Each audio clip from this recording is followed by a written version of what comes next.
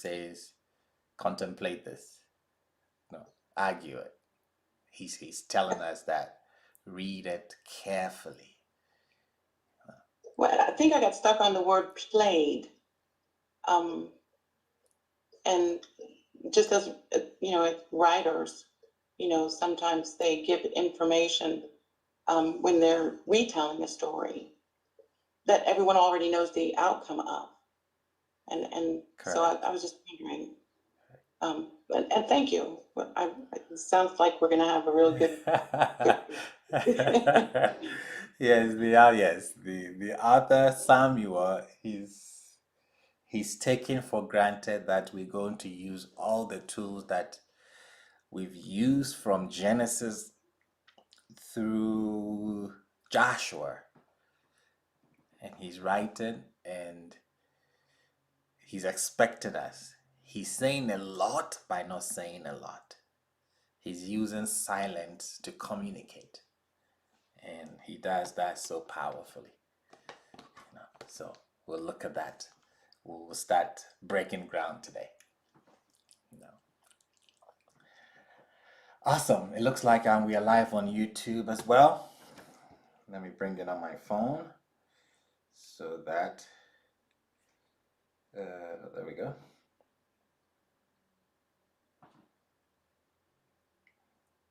Okay.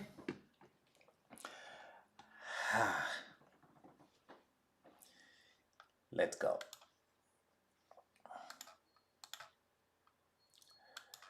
We're going to do part 2 of Yalak. Get up, let's go. I've titled today's class. Well, thank you so much. I wasn't recording. I was even recording audio here. Wow. What's going on? There we go. Record. There we go. Thank you very much. I would have been in trouble with you guys. Awesome. Okay, so we're going to do part 2 of Yalak. Get up, let's go.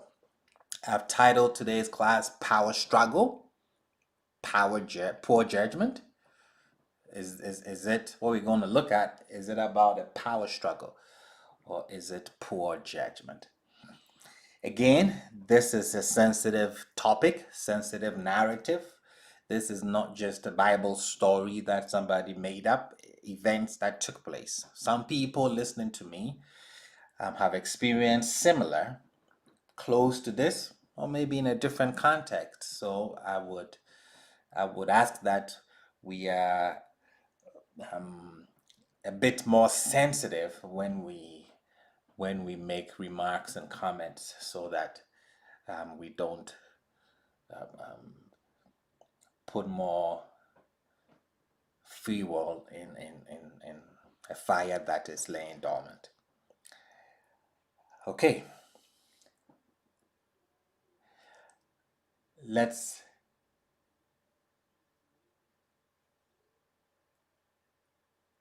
I think we're ready.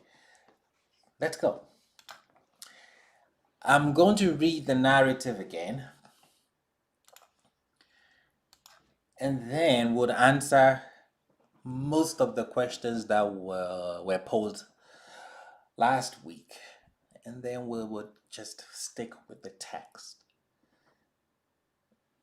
see what we find. And it was in those days, when there was no king in Israel, that there was a Levite man dwelling by the edge of the mountain of Ephraim, who took for himself a concubine from Bethlehem to Judah. And his concubine turned away from him and went from him to her father's house, to Bethlehem of Judah. And she was there for a period of 4 months. And her husband, I've highlighted that because we're going to focus on these things. And her husband arose and went after her to persuade her to return. And his servant was with him, and a team of donkeys. telling us that the man is well off. Donkeys are Bentleys at that time. To have a donkey, you're doing pretty well. And a team of donkeys. And she brought him into her father's house. And when the father of the girl saw him, he rejoiced to meet him. And his father-in-law, the girl's father, kept him, and he abode with him for 3 days. And they ate and drank and lodged there. And it was on the 4th day that they arose early in the morning, and he rose up to depart. And the girl's father said to his son-in-law, refresh yourself with a morsel of bread, and afterwards you shall depart. And they sat down, and both of them ate together, and they drank. And the girl's father said to the man, accept now and lodge, and let your heart be content. And the man rose up to depart, but his father-in-law urged him, and he returned and lodged there. And he arose early in the morning on the 5th day to depart. And the girl's father said, refresh yourselves now. And they tarried until the day declined. And they both ate. And the man rose up to depart, he, his concubine, and his servant. And his father-in-law, the girl's father, said to him, behold, now the day has weakened to set. Lodge now. Behold, it is the resting part of the day. Lodge here, and your heart will be content, and you will arise early for your way, and go to your dwelling place. But the man did not want to lodge, and he arose and departed, and came over against Gibeah, which is Jerusalem, and with him was a team of saddled donkeys, and his concubine was with him.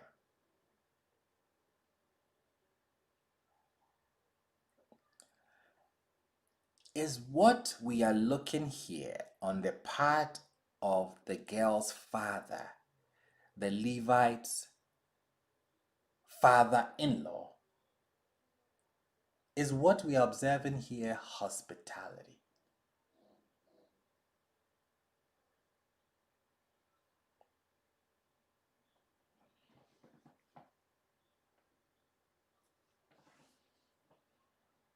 No. Madam Cynthia says no. Okay. Hi, Baba Basil. Good morning, Shabbat. Oh, good evening, actually. Shabbat Shalom. Yes, no for me. No. It's not hospitality. Anyone sees it different. I'm going to come ask Madam Cynthia why, but anyone thinks this is hospitality. Rabbi, Madam Drew. I see it a little differently. I don't see it as hospitality as such. I see the father-in-law evaluating and assessing the man's mental state of mind, his emotional state of mind, and what his temperament, what kind of man. He's making an assessment of the man, keeping him, keeping him a number of days, so he can see how he acts, when he's drinking, or see how he acts with his daughter, interacts with his daughter, see how he interacts with other people. I think it's more of an assessment than just hospitality. It's hospitality also, but I think it has an end game. It has a point. Okay.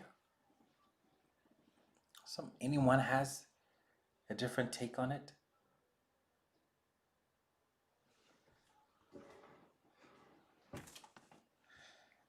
Last week, Mr. D is he online? I think he is. Yes, he is. Could this be hospitality for the first day or two, but not after the? Could it be hospitality for the first day or two, after? Okay. Okay. I'm looking for my notes. Mr. D made a comment last week. The kids have taken it. Oh boy. Oh, there it is. There it is. Mr. D asked. Yeah, go ahead. Rabbi, I have a question. Yes, Mr. Drew. Is this the first time the father-in-law has ever met the woman? And the concubine, because he said he met him like he never saw him before.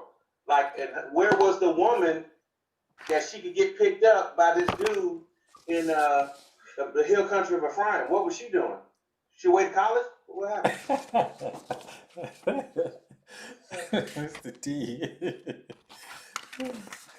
Mr. Drew. Is it college? Okay, we'll look at that. Mr. D asked a question last week. His question was, Mr. D, I think, if I'm not misquoting you, who has the authority over the woman, correct? Yes, sir. Yes, I think that was his question. I remember that. Yes, right here under his name. Yes. So let's look at it from Mr. D's question, his perspective. Brother Basil, just before you go there, Okay. can I just say what I think it is? Please, sorry, I didn't come back to you. Go ahead.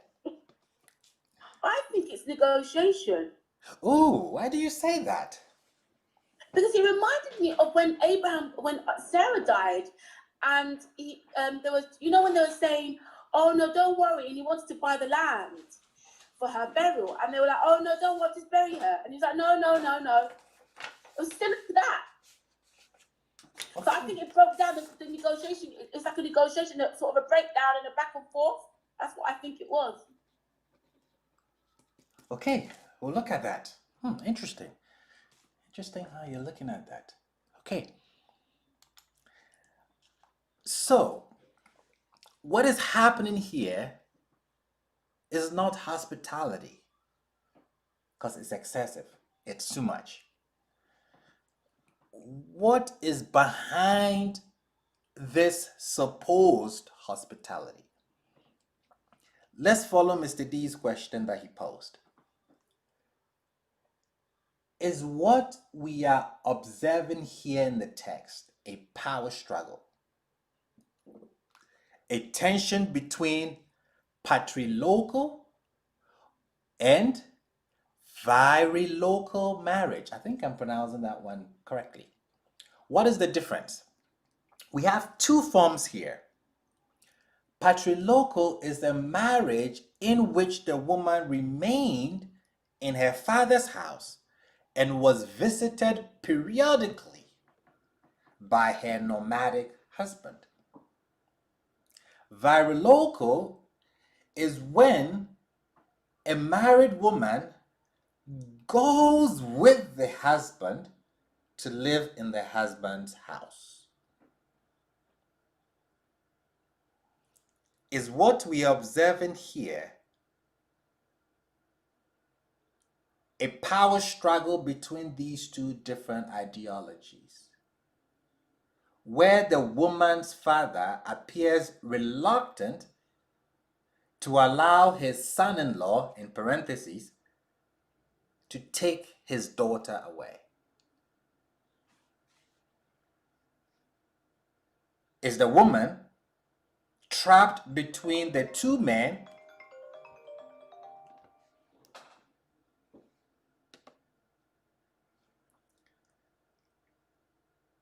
who seek to assert their ownership of her? Is that what is happening here?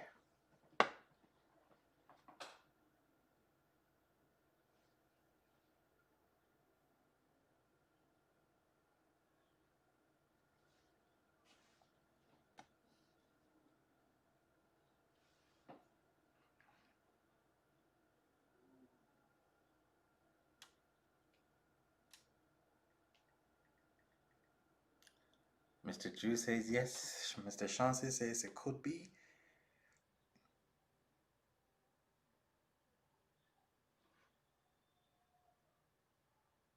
do you think? So let's say it's a power struggle.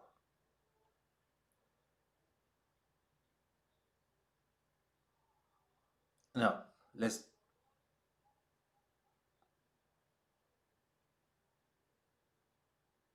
no.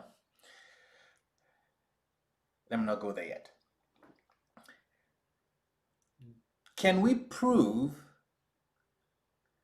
the patrilocal marriage in our text? I think we could. When we go to Judges 8,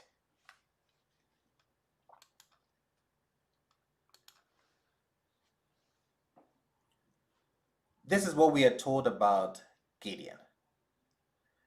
And Gideon had 70 sons who came forth from his thigh,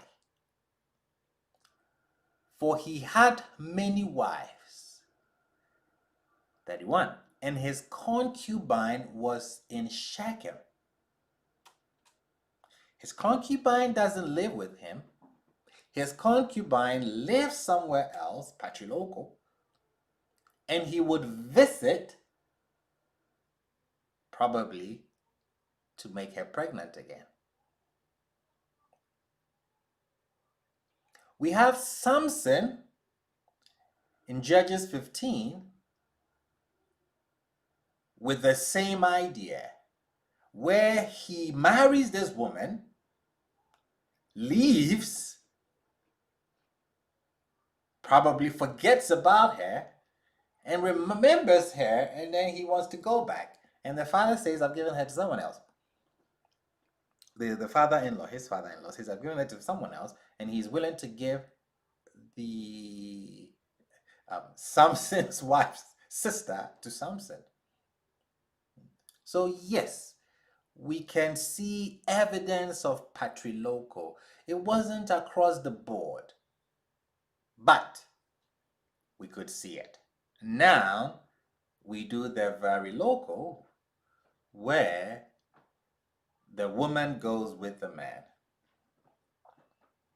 Okay. Is this the power struggle? Let's say it's a power struggle. The Levite wins because he gets to bring this woman with him. Don't forget, he loses control over her when she left his house. He comes after her, and there is a power struggle with the woman's father. He wins the power struggle, gains control over her again, transgressing the patrilocal pattern of marriage.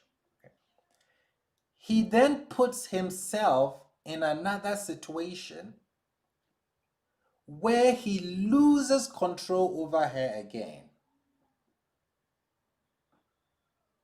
That is when he grabbed her. He finds himself in trouble. His life may have been at risk. And instead of facing the danger himself, the text tells us, the man grabbed his concubine and brought her forth to them outside. He's once again lost control over the woman. And this loss of control is humiliating.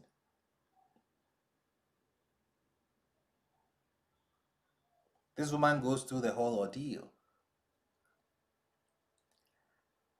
How does he take control over her again?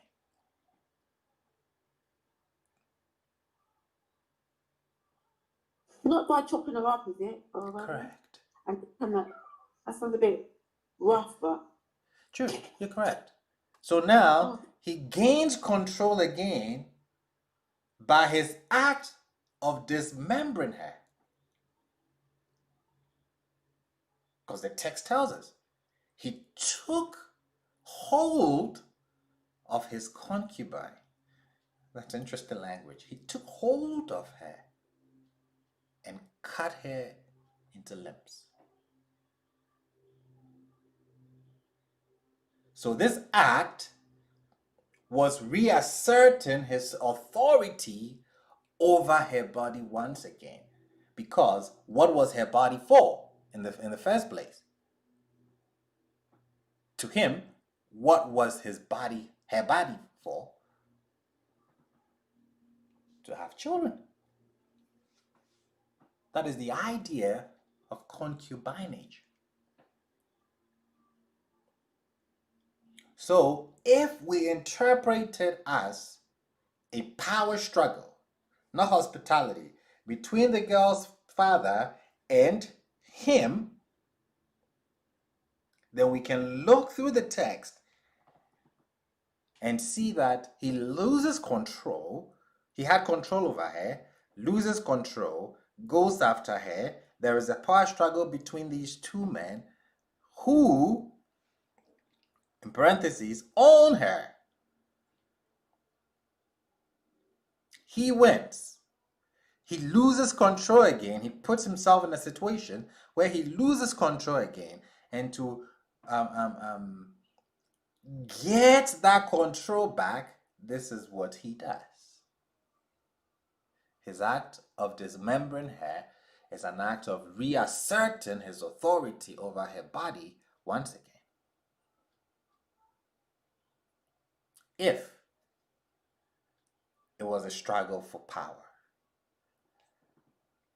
But that was not the case.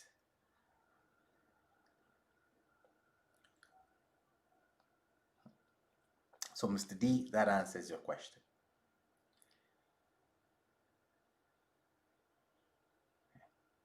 Thank you. Could I ask one quick question? Please. Samson, when he was given the second daughter, was she also the younger daughter?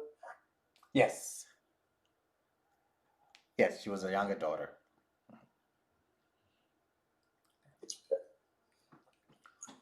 Thank you. You're welcome. So now we are peeling the story apart. We are going to put it all together. Now we have a departure. We have to understand why she departs. Why it takes him 4 months.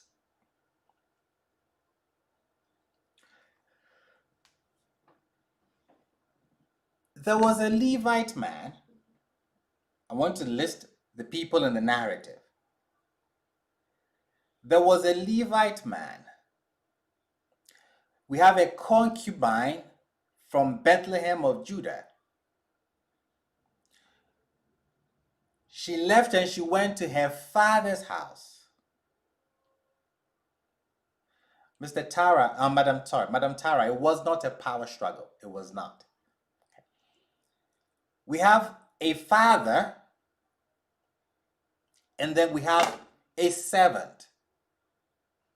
So the Levite man, we have the concubine, we have the father of the concubine, and we have the servant.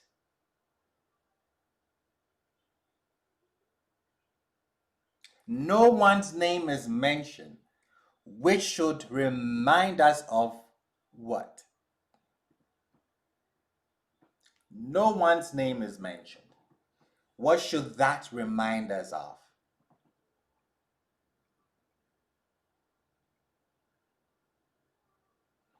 What's Exodus 1? Thank you. From the chat. It should remind us of the book of Exodus, where there are no names. Why are there no names? We explained it in Isaiah 40, where we said the naming and counting of the stars is the sign of affection, a sign of love. So we have a narrative where we don't get any names. We have 3 people on the scene and no names are given. When names are given, it means that there is affection there. There is a sign of love. There is nothing to write home about this story here. So their names are taken out. The identity is taken out. And the author, which we argue that is Samuel, is doing something very interesting. Okay, we'll get to that. We are told that the concubine... May I ask Yes, go ahead, Mr. D. you said that the names were taken out. Does this also refer to the prophet who failed, whose name was not mentioned? So this implies that they all failed in some type of way? Correct, yes. Yes. And then Peloni Almoni, the man who refused to marry Ruth, his name is also removed from it, from the text. He's called so and so. So yes, it's a downward, it's somebody who has fallen from grace. Let's put it that way. Hello, Rabbi. Just a quick question. Yes, Madam Edna. So just to get a better understanding, if it's normally the wife who brings the concubine into the Hold that relationship. thought, Madam Edna. Don't go there yet. You're a prophetess. Don't go there yet. You're reading my mind. Okay. The text, what Madam Edna was going to say, put it in your spirit. She's making a very important point. The text is telling us that there was a departure of the concubine. Now, let's think critically. Why will a concubine leave her post?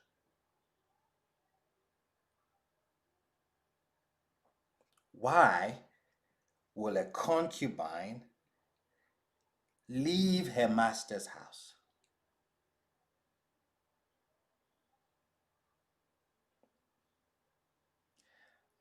I have in the chat abuse. Go ahead, somebody want to say something? Yeah. Yes, abuse. Yeah. Abuse? Okay. The same reason Hagar left. Oh. Who was the first concubine to leave her post? Mr. David has just told us. It was Hagar. Let's go read Genesis 16. And Sarai, Abram's wife, had not borne to him, and she had an Egyptian handmaid named Hagar. And Sarai said to Abram, Behold now, Yah has restrained me from bearing. Please come to my handmaid. Perhaps I will be built up from her. And Abram hearkened to Sarai's voice. This is what Madam Edna was pointing at. So Sarai, Abram's wife, took Hagar, the Egyptian, her handmaid, at the end of 10 years of Abram's dwelling in the land of Canaan, and she gave her to Abram, her husband, for a wife. Meaning that to copulate, to have children. And he came to Hagar, and she conceived, and she saw that she was pregnant. And her mistress became unimportant in her eyes. And Sarai said to Abram, May my injustice be upon you. I gave my handmaid into your bosom. And she saw that she had become pregnant. And I became unimportant in her eyes. May Yah judge between me and you. And Abram said to Sarai, Here is your handmaid in your hand. Do to her that which is proper in your eyes. And Sarai afflicted her, and she fled from before her. And an angel of Yah found her by a water fountain in the desert, by the fountain on the road to shore, and he said, Hagar, Sarai's servant, not Abram's wife, Sarai's servant, where are you coming from? And where are you going to?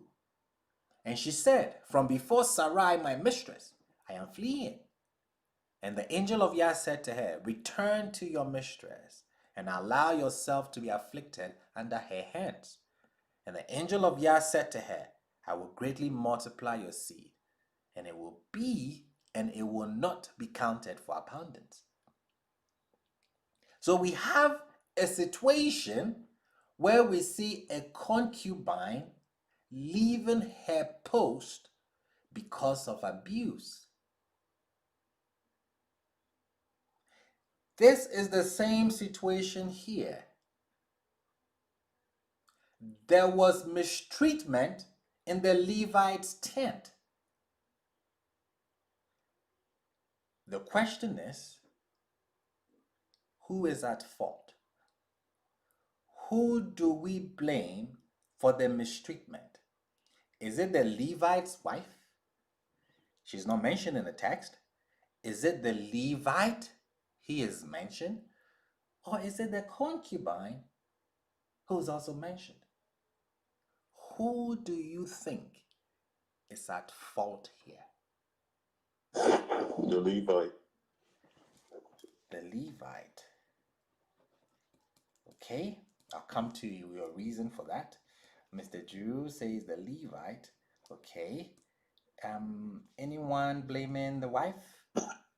Yes, I'm blaming the wife. The wife? I'm blaming the wife too, Rabbi. Yeah, me too. The wife. The wife. Oh boy. Anyone blaming the concubine?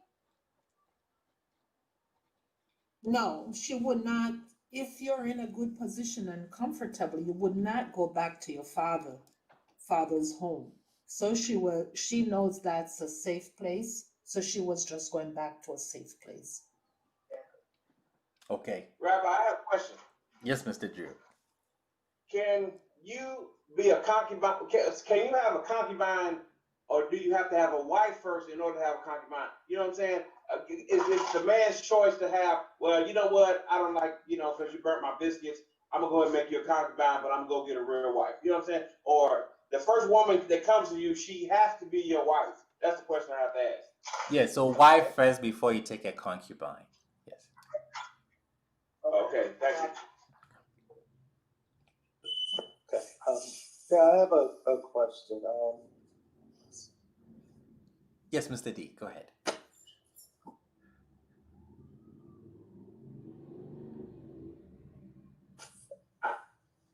I had a question. I lost it. Oh, you lost it. Okay. Someone else go. Okay, when it comes back. So we have, why blame the Levite, Mr. David? He's just going based on the text. The text, okay. Yeah, that he had to get up and try to win her back. Win her back, okay. The text says it. But at the same time, why the 4 months though? Okay. I mean, I still say the Levites, but the 4 months. The 4 months. We'll answer that question right after this one. Yeah. Okay, Levites. Those who says the wife. Why do you say I got the question. Okay, Mr. D. Yes. Is it a dishonor to go back to the father's house? Oh, okay. Good question. We'll answer that very shortly too. Very good question, Mr. D. Is there a dishonor? Okay. Awesome. Beautiful question. We'll answer that very shortly. Those blaming the wife. Why the wife? Because her position would be because to have children. Okay. And I would think that it would be the wife that would it would still be in the context of the culture. If I was looking at the culture, I would say that's what probably happened. That maybe she was barren or she couldn't have children, and so she got a concubine to fill that place. And if her purpose was to then have children, her being defiled by those men, it's kind of like destroy that essentially. So and also the fact that I saw the 4 months, the 3 months, or the 4 months as maybe he was trying the Levite was trying to convince his wife and also let the situation calm down. Yeah, and also he was a sweet talker. He was like trying to calm everything down. That's what I think I think that's what happened. I think Okay. that in the context of the culture, that she was probably put in that position for children. Okay, awesome. Anyone else who? Yes, I think Madam. she was also jealous. Absolutely. Okay. Rabbi, Yes, Madam Drew. also, maybe the Levite was trying to have a family with the wife, and the wife was barren. And so she would be angry and salty and would have mistreated said concubine if she thought she was pregnant, or if it's the same kind of Sarai story. So I think it was a lot of jealousy, and it's difficult to put two grown women in one house anyway. But trying to negotiate around one man, that's a difficult trick. And I understand that this was years ago, but you couldn't try. Mr. Drew couldn't try that trick. But it would be faulty. So I'm saying these two women may have not gotten along. Their personalities didn't match. Emotionally, they didn't match. Psychologically, they didn't match. But the man, the Levite man, is the glue between the two of them. Awesome. So, yes. Madam Marcy is blaming the concubine, and she's saying, I think, like Hagar, the concubine got haughty. It could be true as well. It could be true. So, Brother Basil, but you know what it is? If she was haughty, you know what? Madam Massey, the only reason why I say that if she was haughty, the only time that Hagar got haughty was when she was pregnant. It would mean that the concubine would have been, because the only way that a concubine would feel or start being herself would be if she felt that she had something that the other woman didn't have. There has to be some kind of leverage there.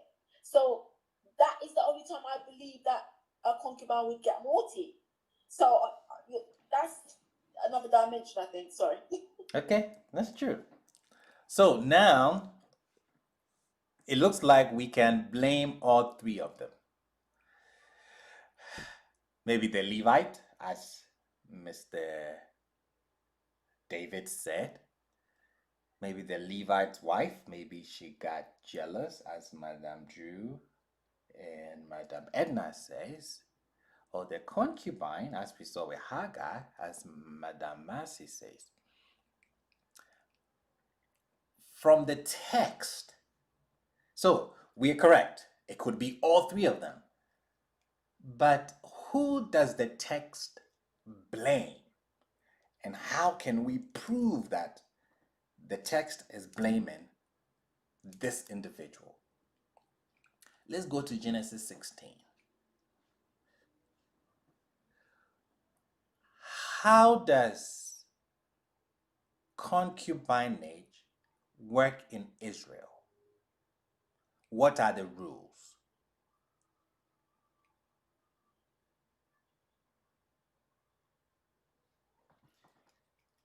Abraham marries Sarah. Abram marries Sarai. There are no children. Sarai cannot give birth yet. We want to introduce a concubine, a handmaid, a slave. What is the rule? The woman chooses. Also, the husband have to agree. Yes. Who brings up the conversation? The woman. Mm-hmm. The woman. The woman brings up the conversation that, hey, I need to bear children for you. So I'm willing to get a surrogate. The reason why the woman brings up the conversation is because in the marriage contract, like we saw, it can be stated that the man is not permitted to take a concubine, as we've seen in the law codes. It forbids him from taking a concubine. The only time he can take a concubine if the wife is not giving birth. And the wife will bring up that discussion. And he would have to agree. Rebecca doesn't bring up that discussion with, what is his name? Isaac? Was it Rebecca who married Isaac? Yes, it was Rebecca. Yes. Rebecca doesn't bring up that conversation. She doesn't bring up that possibility. So we don't see anybody coming into that picture. Sarai brings, after 10 years, brings up that conversation. Judges 19, what is wrong there?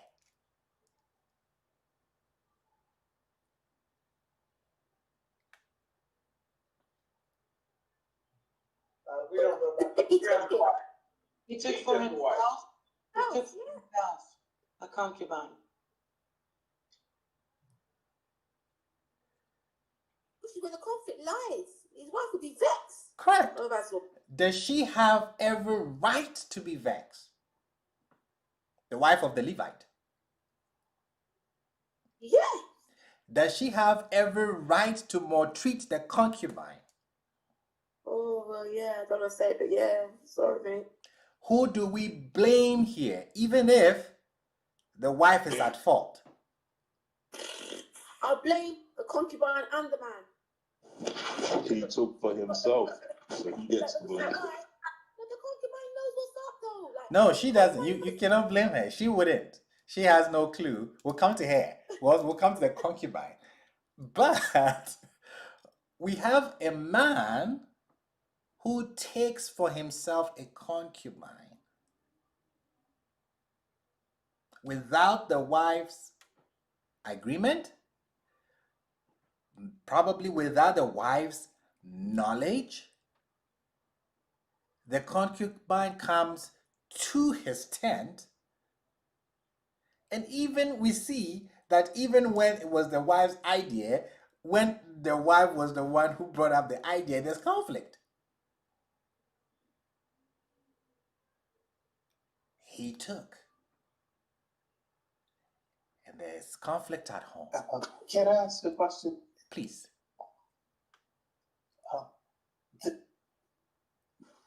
Does he, in order to take the concubine, doesn't he need the father's permission? Doesn't he have to pay a dowry or something? Or We'll get how there. does that actually work? We're going to get there, right? That's the next question. We're answering all the questions and go on. So we have two questions from you that we would answer right after this one here.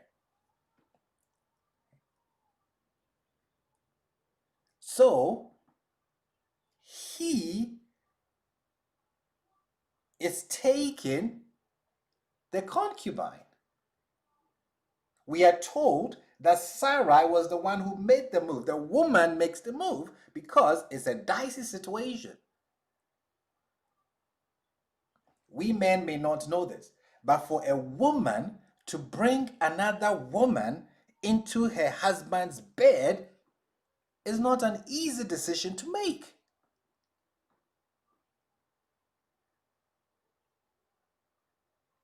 I'm not a woman, but just looking at it, I don't think it's no one would want to make that decision. That would be the last option, even if it's even considered at all.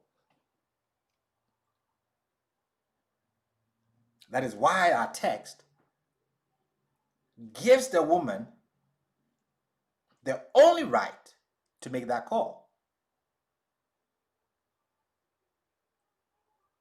So for him, for the text to tell us that he went to get a concubine means that maybe let's say in short, he broke the protocol. Now there's trouble at home. Why the need of a concubine? Maybe his wife couldn't have children or couldn't have any more children. I stick to the idea that she couldn't have children. I'll show you where all this is coming from. It's right there in the text.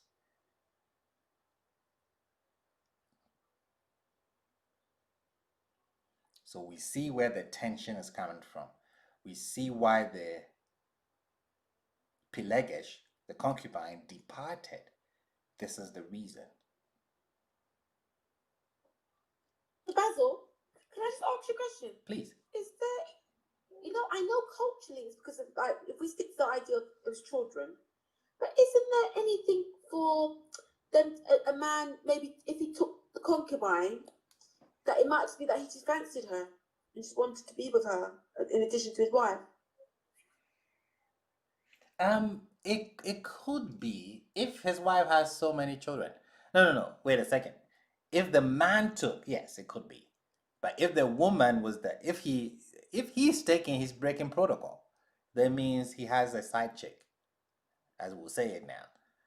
But if he's going by the protocol, the concubine is the wife who's bringing the person in, meaning that is for a certain purpose, usually to have more kids. Rachel did it. Leah did it. Rabbi, I got a quick question. Yes, sir. That concept of a side chick that you just pointed out, how is that not classified as adultery? Because if a female was supposed to do that on her side, she got stoned. You're correct, yes. It is. Oh, it is. Correct. If the Levite, yeah, so basically what I won't call it a side chick with a Levite here because the father is involved.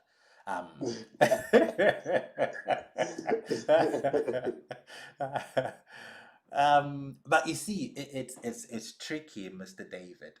Why I say it's tricky, Judah was married. Well, his wife dies, okay? His wife dies, and then he goes to solicit a prostitute. So,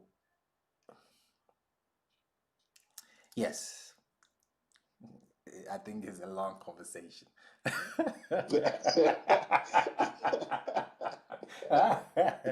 Yeah, I think it's a long conversation. I don't know. No worries. I'll contact you on that one. Okay. Yeah. So yes, I think the wife cannot have children, and I'll show you why that is.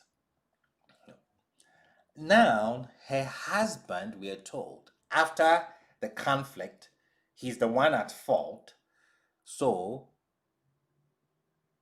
he is going. Maybe he solved the problem at home. Wife still cannot have kids. He wants to have kids. So he pursues this lady. And her husband arose and went after her to persuade her to return.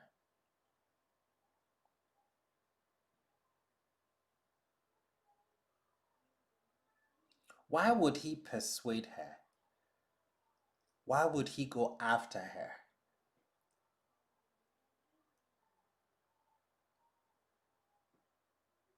Because she doesn't want to go back. She doesn't want to go back? Okay. And also maybe he's going to upgrade her to a wife. Upgrade her to a, okay. Anyone else? Look at it carefully. Why would, if you did this, you messed up, finally she's gone. That is the chance to make things up with your wife, correct?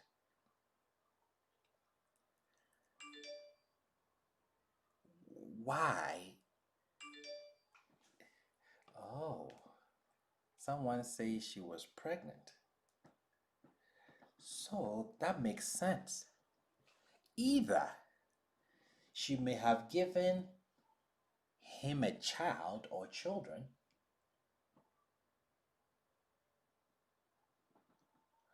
there has to be a reason. If there were no children and he messed up and she's gone, okay, now she's gone.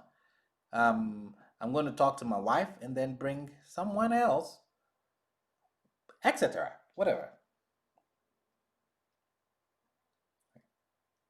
So, I think I'm saying think, the text doesn't say it, but I think the reason why he goes after her is maybe she's given him children or a child and he wants more.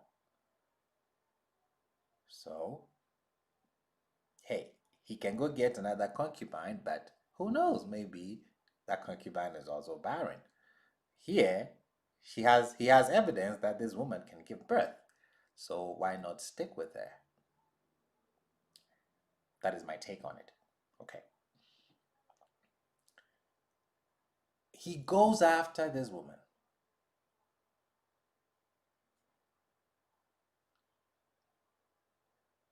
Now I'm concerned and confused. Mr. D's question comes here. How did she become a concubine? I think Mr. Drew asked that question as well.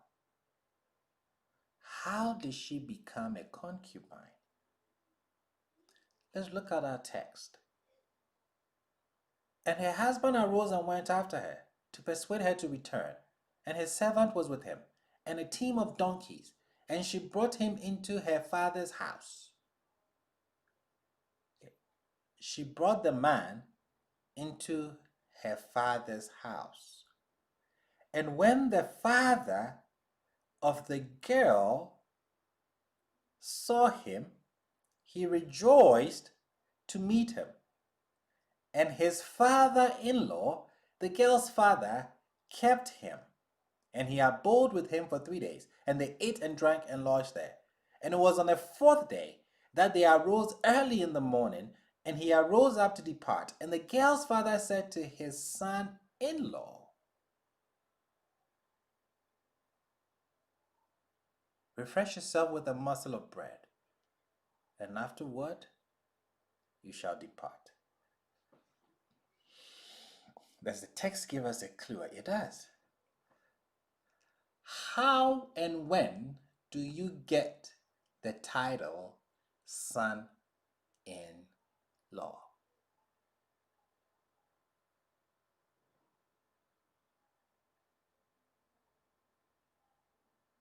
After you married?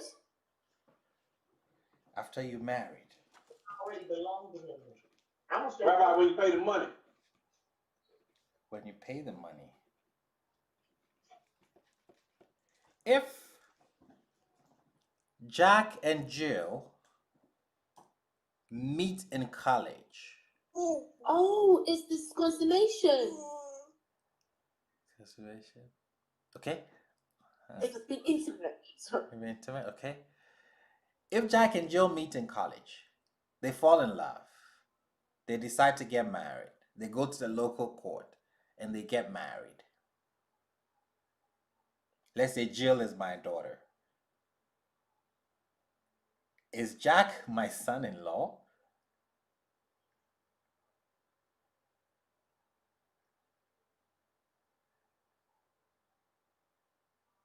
Legally, but not official until you meet him. Think about it carefully. Is it once you have children? Brother Bezza, could you explain that again? Okay. So Jill is my daughter. I send her off to college. She meets Jack. They fall in love. They decide to get married. They go to the nearest court in the city that they attend in college at or uni. And they get married. Is Jack my son-in-law? Yes. yes. No, because it's supposed to be a marriage contract between the families. It depends which culture, because if it's not this culture, then he is his son-in-law, technically. Legally. But maybe culturally, is he your son-in-law though? That's the thing. Oh, sorry.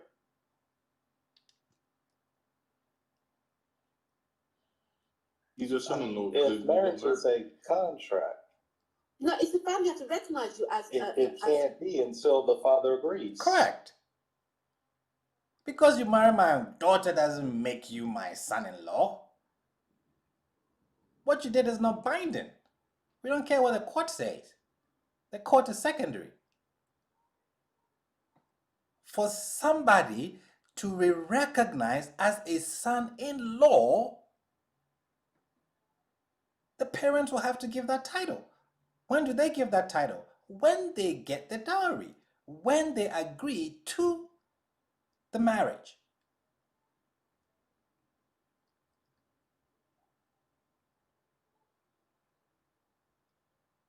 It's not binding at all. In our text, it's not binding at all. Culturally, it's not binding at all. Marriage doesn't happen in court. It happens at home.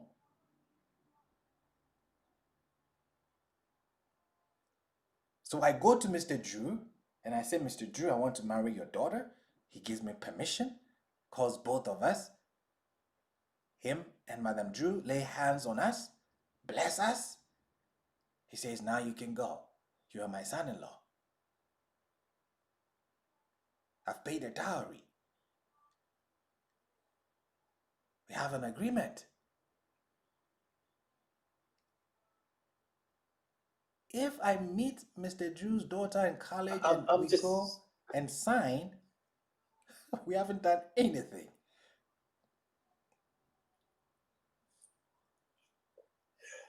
I'm curious. Does he get a higher dowry because you charge him more? He has correct. Because she's okay. That's what I thought. That's what we call it Kwasiebo. You've taken me for a fool. So I come to Mr. Drew. Maybe I'm supposed to pay 20,000. He says you're paying 100,000. They just did that to my friend 2 months ago. He called me crying.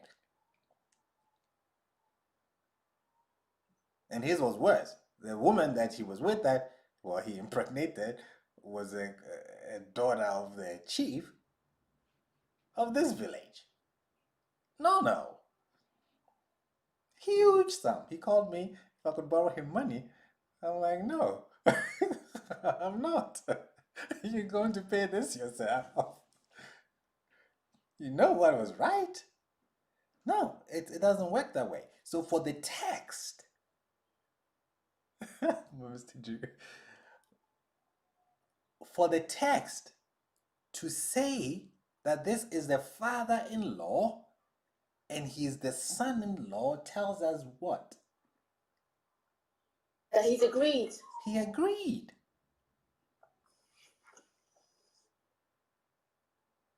Why would a father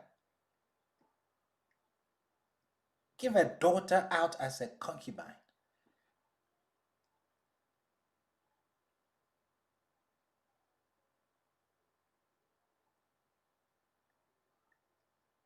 Shabbat shalom, Rabbi. Mr. Rob, Shabbat Shalom. When a Levite took the wife, she automatically assumed that she was going to be the wife, not the concubine. And when she got to his camp, she realized she was not the wife, she was the concubine. And that's why she was turned away and went back home. Good argument. Because she was being mistreated by the wife that she thought she was going to be the wife. Good argument. Yes, you can argue that. Yes. Would it be that she was probably raped or, had intercourse with another man and it's known? Well, maybe you can argue that. But no, even with that, it wouldn't be a concubine. She can still be a wife, okay. But the dowry will not be that much. Money would be the reason, right? Like the father and his daughter is poor. Correct. I mean, yeah, that would be another reason why. Yeah. So the main reason is. Is that why? Maybe that's why there was that negotiation might have been going on a little bit more deep because maybe the price that he was asking for and stuff. Okay. Yes, we'll get there. Yeah. Awesome. Awesome. Awesome. So Mr. David is telling us that Maybe because of debt, maybe because of financial reasons, which is accurate. That is the only reason why a Hebrew man would give his daughter to another Hebrew as a concubine.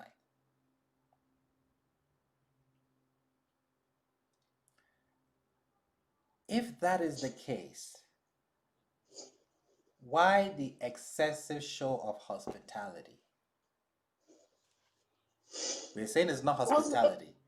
It's not hospitality because he gave him just a morsel of bread. Okay? And it was negotiation. Negotiation. Yes. So you're correct. Why is he showing so much? It's excessive. It's too much. Let's say even the Levite got fed up. Why the excessive show of hospitality? How does concubinage work? It's almost like a contract, like a deal. What It was happens? like a bidding war. That was like a bidding war, kind of like. Yes, so like you have a deal with the man. What do you think happened or would happen when the concubine leaves and goes back to her father's house? That Did he gravy, actually give the money back? that gravy train stopped. No Yeah. more money for the father. Correct. That you break in the contract.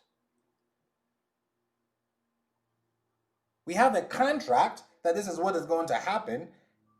You gave me your daughter.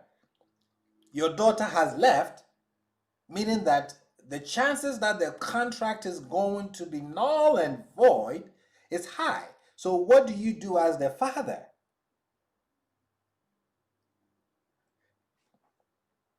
You try to be nice. You let him stay for 4 days. Let's eat, let's drink, let's be merry. This is not hospitality. Rabbi, Madam Aisha. Shabbat Shalom. Shabbat shalom. This is a little off topic, No problem. but can sometime, like later on in the lesson, can you explain how this would work the other way? Like, what if the man is unable to have children? Is it just like all is lost? Like if he's married to a woman and like maybe like in Jacob's case, if he had these women and these concubines and he could not impregnate any of them, like how does it work the other way around? Okay. There's no solution to that. It's always the woman's fault. Oh, okay. Okay. Yes. They never looked at the other way around. Thank you. Yes. It's always the woman's fault.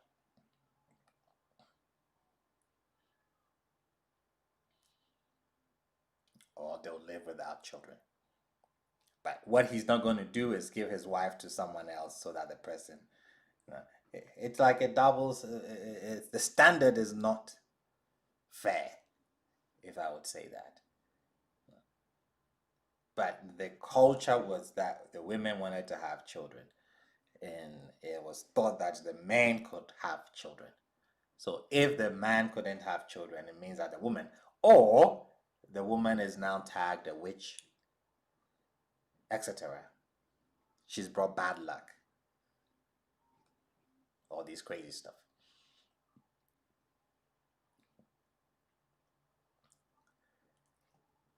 This father of the girl is showing so much excessive hospitality because he doesn't want the deal to go bad.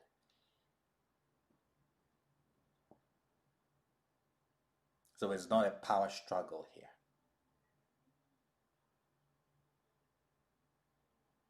He gave the daughter as a concubine. And when she left and came back home, he is rejoicing because the man has come and he has to be extremely nice so that they don't call off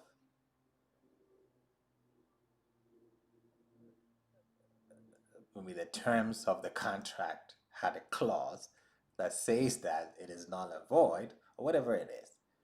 But this is what is going on here. He doesn't want the deal to go bad.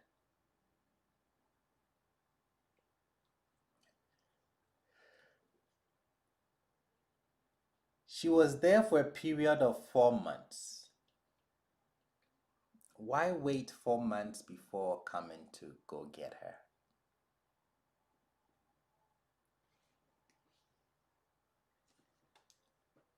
Why wait 4 months?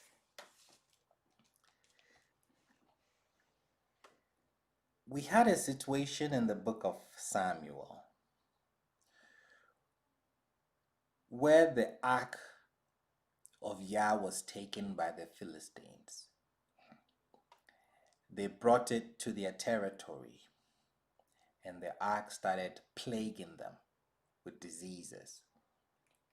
They sent it from one Philistine territory to another, city to another, and wherever the ark went, there were plagues. So they took the ark and abandoned it on a field somewhere. The text tells us that the ark was there for 6 months. 7 months, sorry, before they sent it back to the territory of Israel. Madame Pamea says rainy season prevented it. Awesome. We read in 1 Samuel 6, and the ark of Yah was in the field of the Philistines 7 months.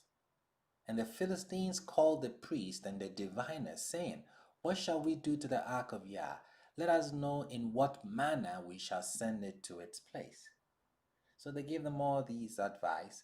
In verse 13, we are told, now the inhabitants of Beth Shemesh were reaping the wheat harvest in the valley, and they lifted up their eyes and saw the ark, and they rejoiced to see it.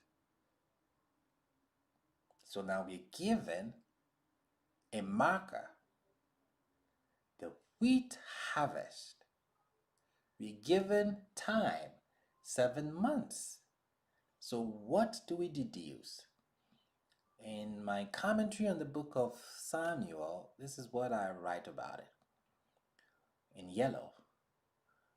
We also now get an answer to the first verse in the chapter that says the ark remained in the field of the Philistines for 7 months. Why was it there for 7 months? What time of year was it? If they were harvesting wheat, it means it was May or June. If that were the case, the plague stopped, or they moved the ark out to the field sometime around the end of October. They could not have moved it from October until May because it was the raining season and all of the roads were muddy. They had to simply wait until the roads dried up and hardened a little bit so as to become tough before the ark could be sent back.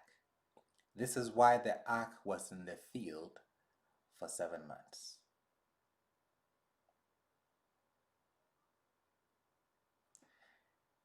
Can we use this explanation in the book of Samuel to explain why 4 months? Absolutely. When the Levite met the elderly man in the city of Gibeah, we are given some data. And he said to him, we are passing from Bethlehem of Judah to the edge of the mountain of Ephraim, for there am I. And I went until Bethlehem of Judah, and I am going to the house of Yah, and no one takes me home. He's going to the house of Yah, that is Shiloh. Why is he going to Shiloh?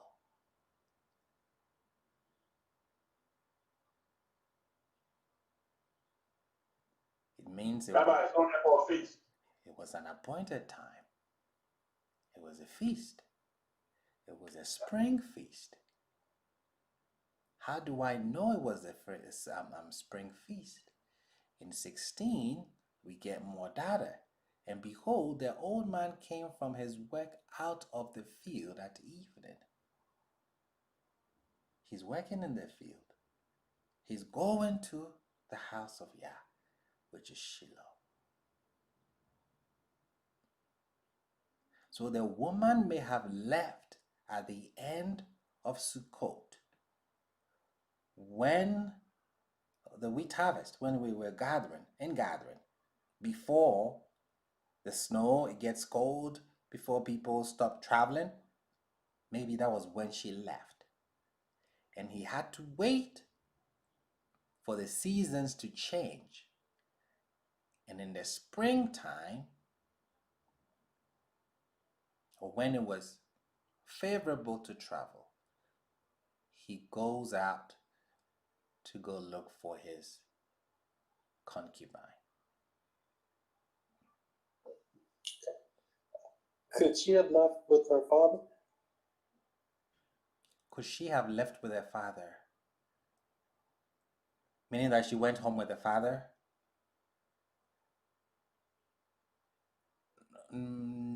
Yes, the father has to come up for the feast anyway. No. I'm sorry. I cannot say no. It could be. But I think the text doesn't, the text says she left. So I would think she was the only one who made the journey. But you can argue that. You can. I think you can.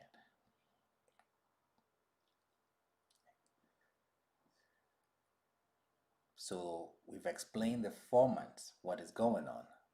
We've explained why she left. We explained the excessive hospitality. Now, one would ask, Rabbi, where are you getting all this data from to plug into this narrative? Because I don't see it. Let me answer that question. Who is writing the book of Judges?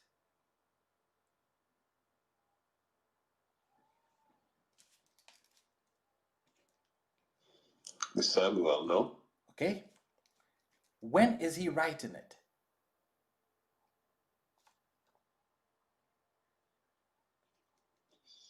It would have to be after the fact. After the fact. So he's an adult, correct? Yes. Okay. What other books did he write?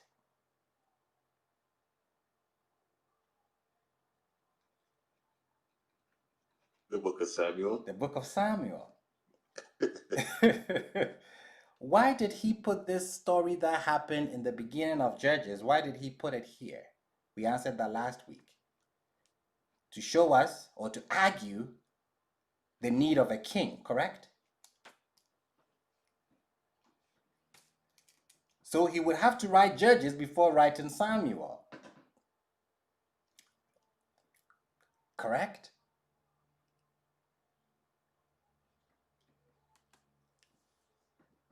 Yeah, I'm walking with you. Go ahead.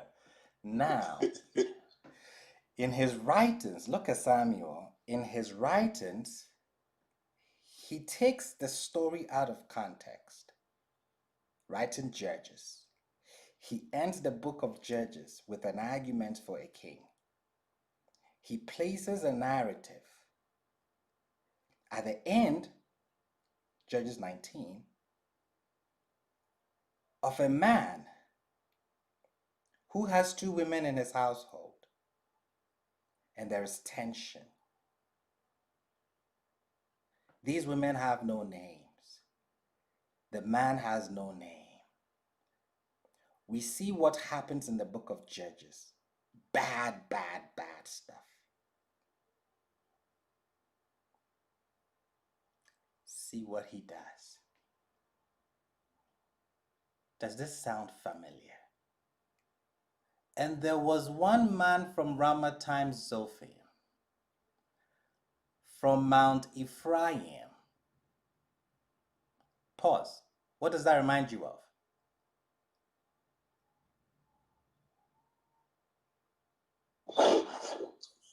His birth, like the story leading up to his birth, right? With him, his father, and his father's two wives. Correct. No, but what does Mount Ephraim remind you of? Where the Levite took the bride. Okay? It reminds you of Judges 19. And his name was Elkanah. What tribe is Elkanah from?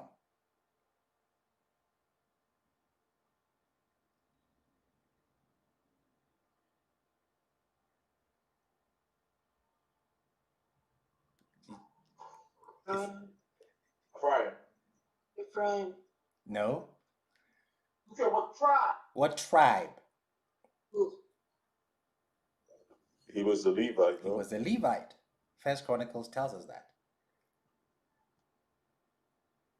So let's go back and read it. And there was one man from Ramathaim Zophim, from Mount Ephraim, and his name was Elkanah, the son of Jeroham, the son of Elihu, the son of Tohu, the son of Zuph, an Ephraimite. That is what confuses people. Ephratee. It doesn't mean that he's from the tribe of Ephraim. And he had what? 2 wives. What does that remind you of? The name of one was Hannah, and the name of the second was Peninnah, and Peninnah had children, but Hannah had no children. That man would go from his city from appointed time to appointed time to prostrate himself and to slaughter peace offerings to Yah of hosts in Shiloh.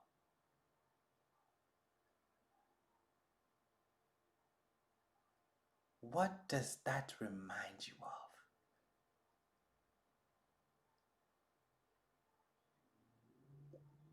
Jacob. Negative.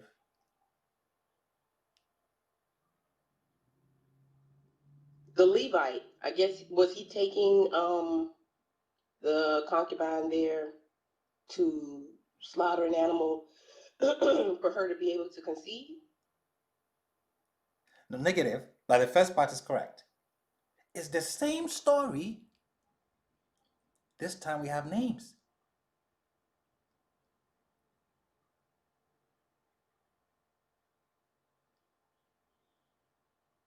Rabbi, Madam I'm a Oniente. little confused.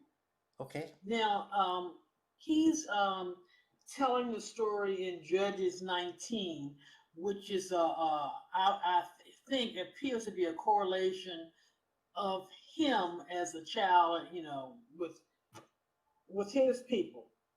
So in Judges 19? What's the point of it? I've kind of gotten confused. What's the point? Is he trying to give an example of something, or tell you something important with this story?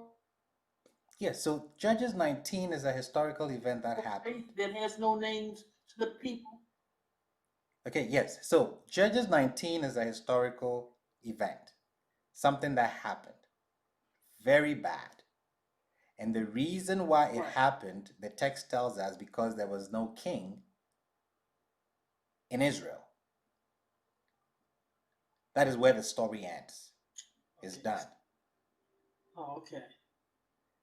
What do we expect when we see almost the same narrative, this time with names, in his very next book, the book of Samuel?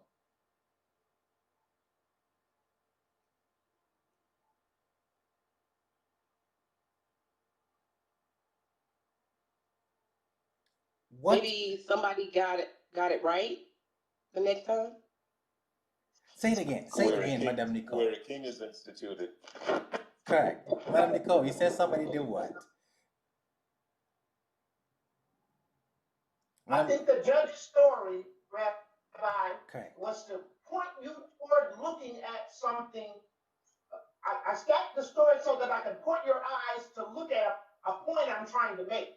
I'm trying to deliver the point that there was no king in Israel at the beginning. At the end, he said the exact same thing. There was no king in Israel. So I'm trying to get you to look at the chaos that happens when there is no king. Okay. So, Awesome. okay. So what is Samuel 1 doing? What is it doing? Madam Nicole, repeat what you said. Repeat what you said. I think I said that it's correcting what, I guess, basically what happened in the past. It's correcting, it's an improvement upon the story. It's an improvement. What have we been saying all this time? It is a repeat.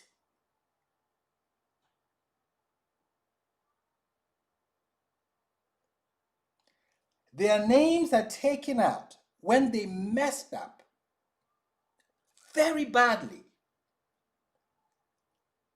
How do we fix things that are messed up, that we mess up? What have we seen throughout the text? What does Yah do? You got to redo the story You and got to retell the story. redo the story. You got to relive it. You got to rectify it.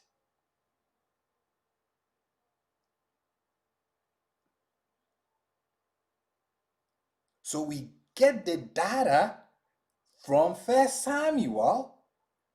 It sheds light on Judges 19. And it tells you, Peninnah is playing the concubine in 1 Samuel. The wife that we never met in Judges 19 is Hannah. She's playing that role now. The concubine has a lot of children. The main wife doesn't have children. But the main wife is not pestering the concubine here.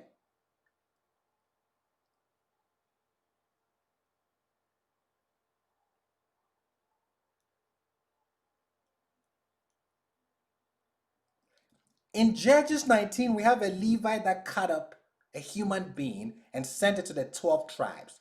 Do we have a similar story in 1 Samuel?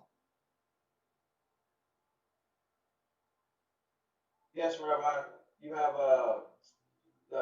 Elkanah bringing the bulls to offer up, you know what I'm saying, for his whole family and the peace offerings. Negative. The correct is there, but it's not Elkanah. Do we have a story in 1 Samuel where someone cut up something and sent to the 12 tribes to gather for war? We have Saul cutting up. We have Saul. The 12 tribes. Where is Saul from? Saul is from Mount Ephraim. His city. You're correct. Benjamin. No. Benjamin. He's from Bethshemesh. No. Bethlehem, Judah. No. What did the mess happen? Where did it happen? When the woman was raped. Gibeah. Where is Saul from? And Saul too went to his house to Gibeah.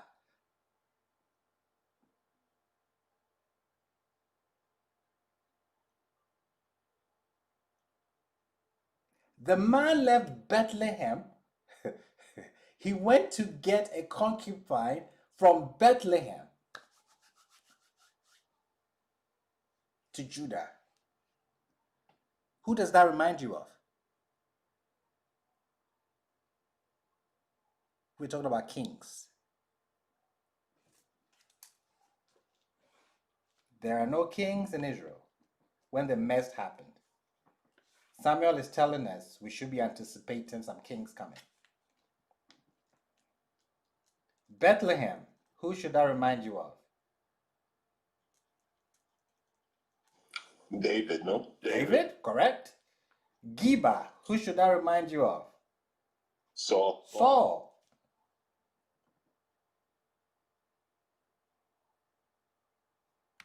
Samuel 1. And he took a yoke of oxen and cut them in pieces and sent them throughout the entire border of Israel in the hand of the messengers. He was rallying them to go to war against Jabesh Gilead.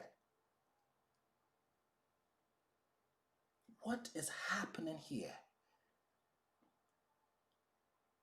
It's a repeat. Those circles need to be closed. These events have to replay themselves, and Israel have to correct them.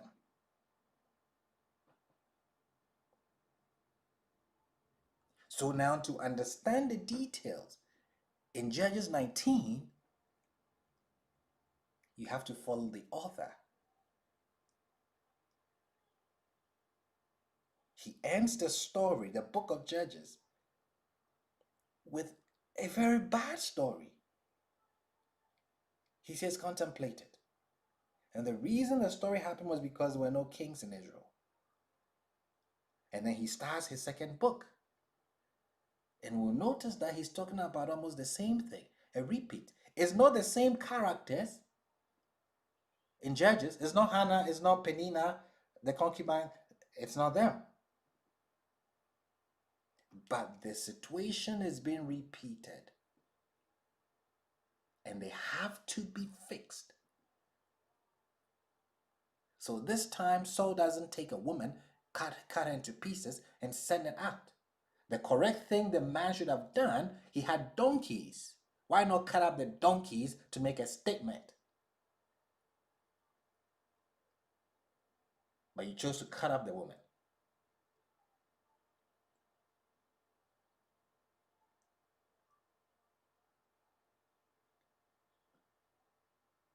So Samuel is shedding light on the end of the book of Judges. How did it get rectified? This is how it got rectified. Go ahead, Mr. Jason. Could it be also, unlike the other story in this one, it says, and the Spirit of God passed over Saul. So the idea of a king having the Spirit of God on him also shows the diligence that a king could be able to do versus not having a king. Correct. And you're operating off of people's ideas from like just leadership. Yes. And you would expect the Levite to be a leader, but he was not. They were supposed to be the leaders, spiritual leaders. But he lacked. So, as Mr. Jason is saying, we can say this Levite did not have the Spirit of Yah on him. Because clearly, if he did, he wouldn't have made the choices that he made.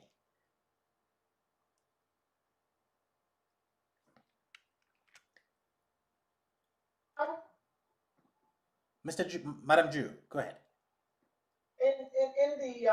In Judges 19, the King James never refers to him as a Levite priest. They just refer to him as a Levite man. And perhaps he's called a husband, he's called a son-in-law, he's called a lot of things, but he isn't called a priest. Correct. So, and normally we assess Leviticals with priesthood. This man was not called a priest in the scripture. Correct. He's called an Ish. Correct. Exactly. Yes. So that speaks to his character or Correct. lack of. Yes. Let me show you another parallel where you see Samuel showing us the corrections. Look at this man. What's the time? Oh, I've got time. He did not want to lodge. So I'm going to read it and I'll show you the parallel in the book of Samuel. This man did not want to lodge. And he arose and departed and came over against Jebus, which is Jerusalem. Samuel is the one writing. He's expecting us to catch some of these things. Jerusalem is a city of peace, correct? Okay. This time is the territory of the Jebusites because they were not able to conquer all of them. They did not remove these people from Jerusalem to the time of David. Look at how the text goes. But the man did not want to lodge, and he arose and departed, and came over against Jebus, which is Jerusalem. And with him was a team of saddled donkeys, and his concubine was with him.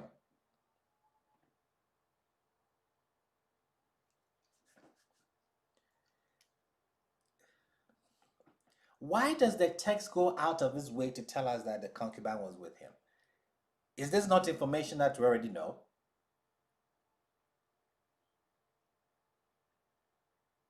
When he left the house, obviously he's leaving with a concubine.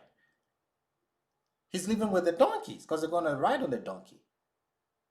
Why does the text go out of its way to inform us about something we already know?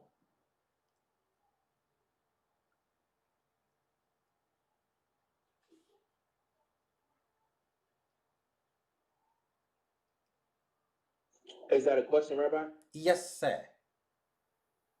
Because when in reading the Hebrew text, just from my studies, a lot of times the author is trying to point you in the direction of something. Yes. It's something that I only see when it comes to like the Hebrew writing. Correct. Like they'll state something in the text that's obvious to let you know that this whatever's getting ready to happen is because of this portion that you just stated. Correct. So whatever is ready to take place is because the concubine is with him.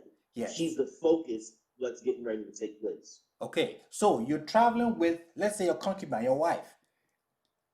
It's getting dark, and you get to a city, and the text is telling you that your concubine is with you. What is the text trying to tell you?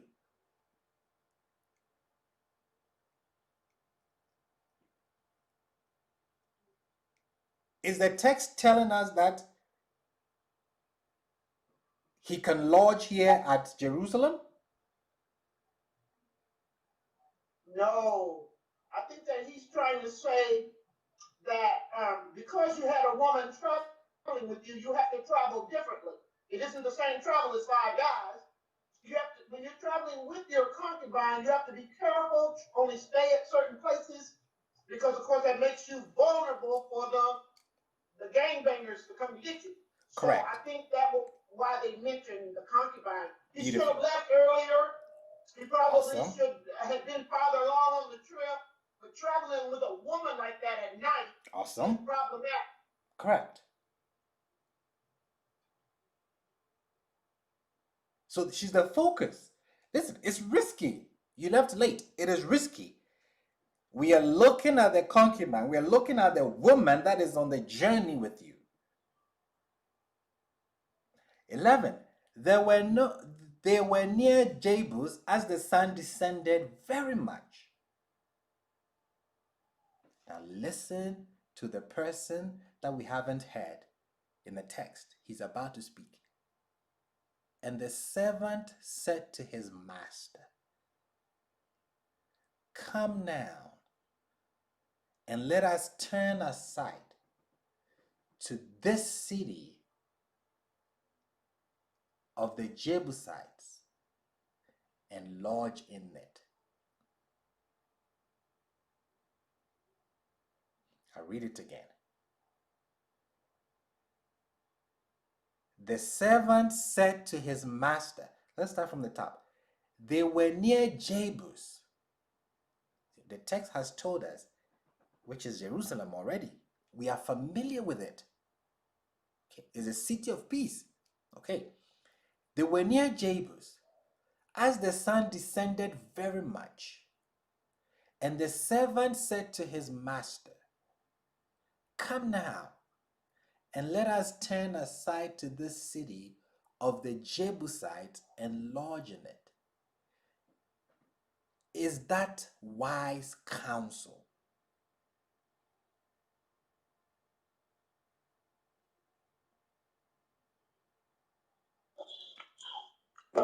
No, it's not wise counsel. Why do you say that? Because we wasn't supposed to dwell with the Jebusites. So if you're going there and you're staying in that city with the Jebusites, you have to kind of like play by their rules, sort of say. And they may have not been what we would consider kosher people. As he states later about them, being a city of heathens and things of that nature. So I don't think the council was wise. I think the council's all right, JC, Is it, Brother Basil, isn't this, didn't the Jebusites become our servants? Didn't they become our servants? We kicked them out Is it at the the time of people David. that end up become our servants? Yes, we kicked them Am I out at the right? time of David. Oh, they can, sorry, say that again, sorry. No, we kicked them out at the time of David. Oh, we kicked them out. Oh, but Yeah, that's different. In David's time, maybe, yeah, but at the time this is occurring, David's not even thought of. So I'm thinking of it like in this specific time. They wasn't our servants then. They were heathen nation. I'm saying it wasn't good counseling. I mean, it depends on perspective. If you're looking at from the servant's angle, he been walking all day. He just want the closest place to rest at. So he's like, yo, let's just go rest at this city. But we're invaders. Yo. We just coming into the land. Like, we're not at peace with nobody around us like us, except for the ones that we made treaties with. But everybody else, they don't like us. So it can't be wise to go hang out with a bunch of people that don't like us to begin with. True. And them Jebusites was mean and pagan. They would knock them in their head. But I think that the servant was tired, weary. We make poor decisions when we get real tired like that. And they also saw that the woman probably was tired. She probably was sick and tired. But it is that because the travel was rough, and so he wanted to turn in, hurry up and get the Holiday Inn so that they could tuck in. But it just wasn't a wise decision because it was inhabited by the Jebusites. I'm not sure, guys, I look at it a little differently because Go ahead, I'm listening. Go ahead. Madam Nicole? I look at it a little differently because they were already saying that being out late like that with her is dangerous anyway. So at that point, if you could find somebody who was good and would allow you to lodge there, I don't see what the issue is, because look at what happened. They went and they lodged somewhere with the brethren, and still people got raped, and she got raped and all those things happened. So to me, if it's getting darker, I'd rather take my chances of going in and finding a safe haven or safe place to stay than to stay on the road. I think the servant himself was just looking at, it's dark, this is dangerous. I would rather take my chances in that city. Okay, awesome. That was essentially what I was thinking. I think it was good counsel. And the reason why I thought it's good counsel was because there's a number, there's, you could have got robbed on the way there. It's very, exactly what Nicole said, and also you've got a woman with you. I mean, I just think that it was good counsel. But it might just be because the fact that the servant was the one that said to his master. Maybe there's some kind of pride issue or something going on there. Do you know what I'm saying? That he felt like I'm the leader. I'm the one that's going to make decisions, and so he didn't want to take counsel from his servant. So I think it was good counsel. I just think that he just had an issue. Sorry. I mean, if you're a servant and the servant hasn't spoken the entire time in this narrative, and I am still the servant.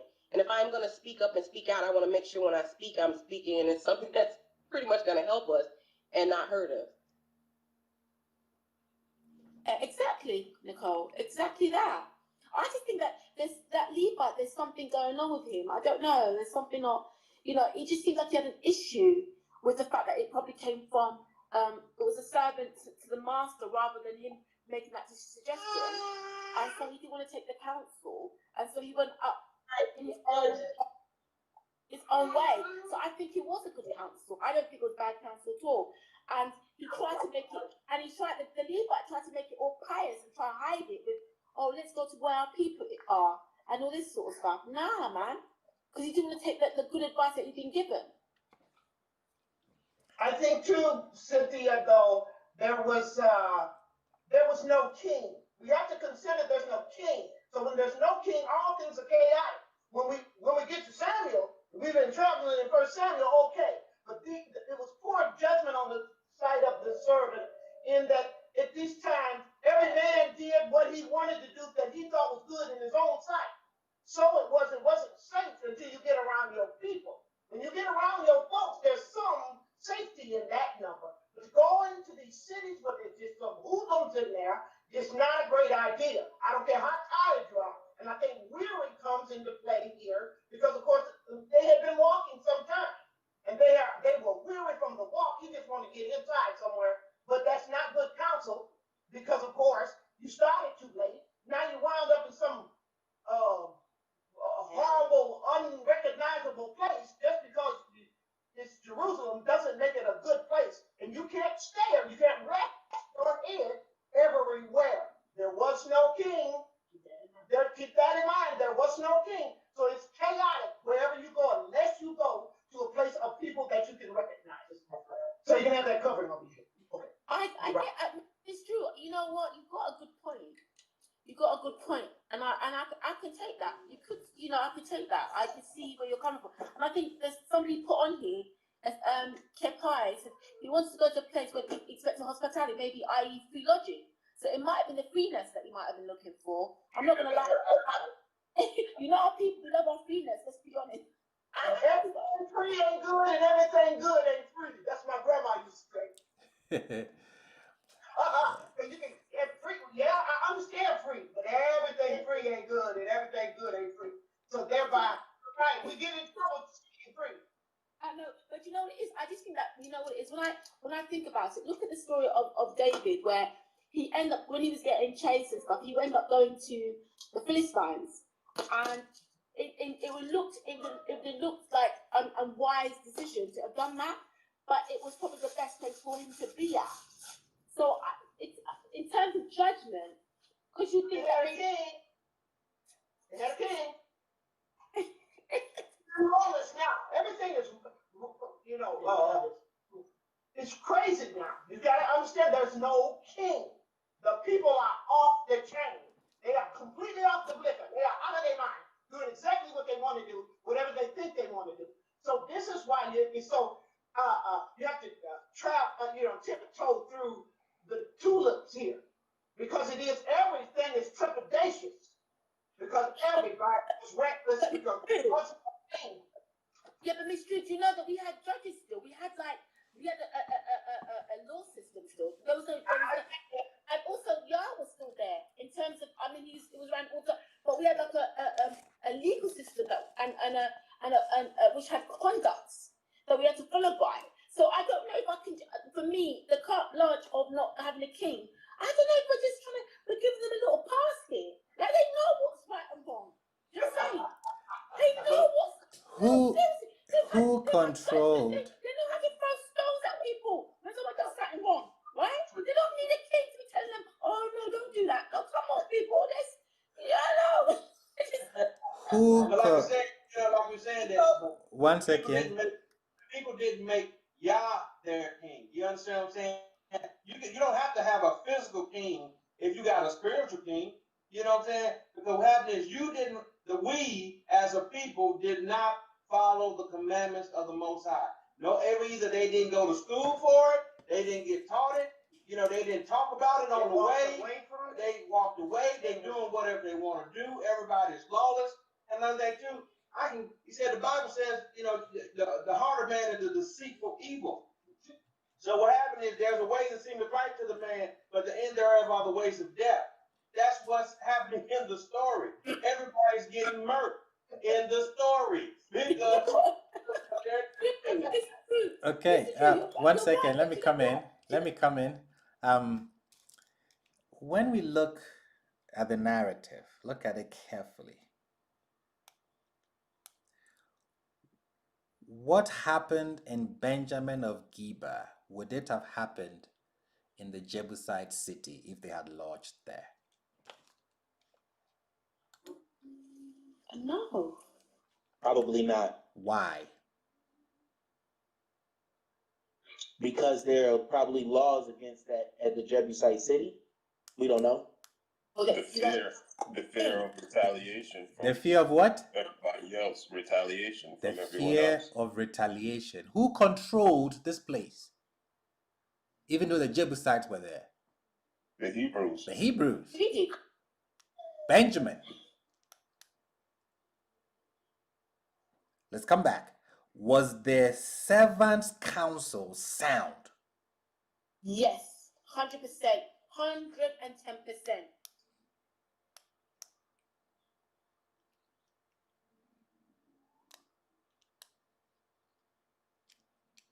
You know what, Brother Basil? I have to say, it really hurts that Benjamin did that. I mean, we love to use the word Sodom and Gomorrah. I know you told about the story and what really happened with Sodom and Gomorrah, but honestly, we could be using the word, don't do. It's not about the Benjamins. Benjamin was doing this nonsense. Benjamin, it really irks me. Like, What did the servant know?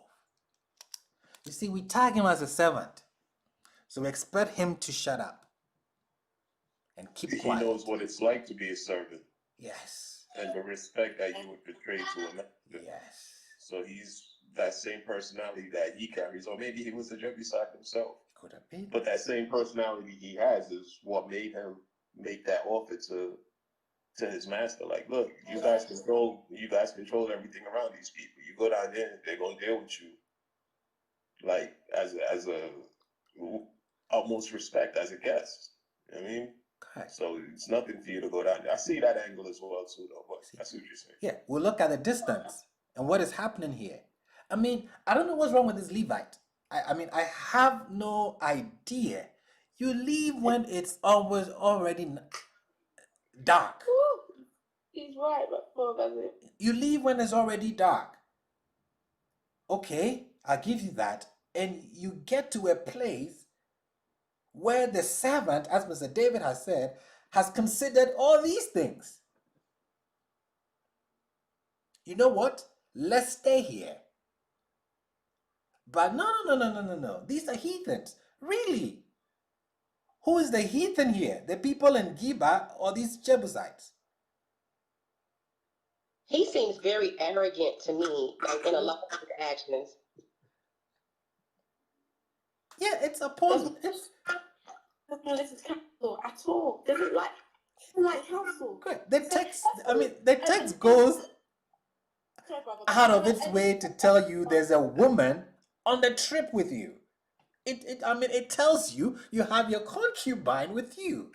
So we're expecting that any decision that you make, you factor her. She should be the main factor for any decision that you make. Yeah, 100%. Brother Basil, but then it goes back to what he was like from the beginning. He didn't go and have a discussion with his wife about having a concubine. So it's like, that's how he rolls. Shabbat Shalom, Rabbi. Shabbat Shalom, everyone. Madam Bridget. I had a question about this servant. Clearly, he was giving wise counsel. I think we all are in agreement with that. I'm wondering, because he knew that they probably would be okay and that they have to consider this woman that they have with them and they need to find safety. Do you think this is a question to the group, do you think that this servant had any idea of what might happen in Gibeah? Do you think or it had nothing to do with that, it just had to do with finding a safe place at that particular moment? Yes, I think he would have known because we know that, there's tribalism going on. We know that for a fact. There's tribalism. We didn't like each other. Yeah.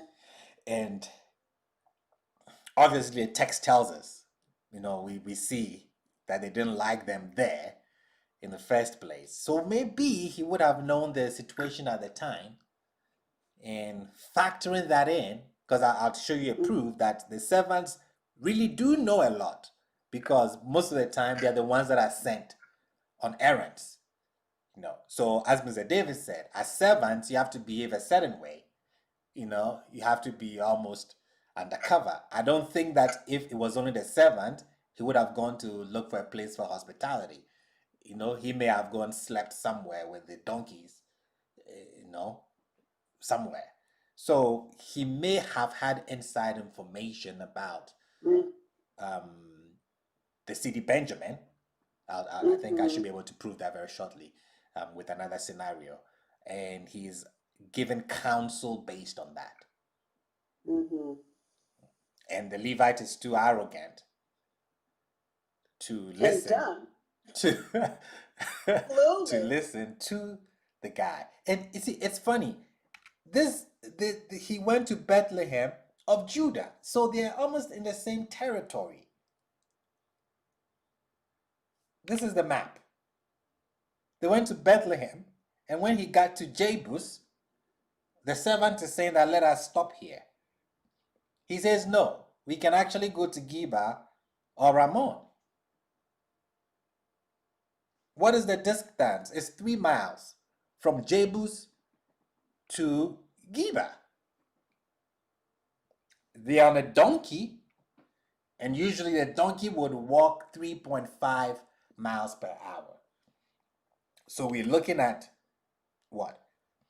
51.24 miles, 51.24 minutes, almost an hour, to move from the city of the Jebusites to Gibeah. An hour when the sun is going down is a long time. And I'm saying an hour because maybe you even have one person who is, but you have the woman. There are a lot of things that you consider. And the 3.5 miles per hour is when you have nice roads like we have here in this country. But with all the potholes and the rough road, it will take time to make it from the city of the Jebusites to Gibeah. So the servant says, let's stay here. Come. Let's stay here. He may have been there. He may know the place. Let's stay here.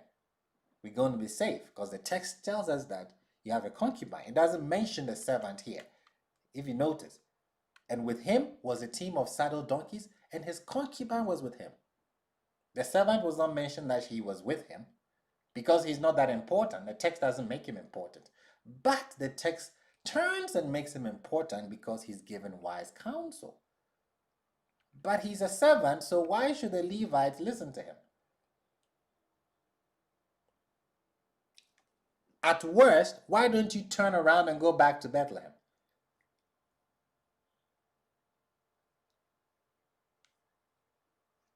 Go back where you came from. But no, he wants to actually get to Ramon. That's where he wants to get to.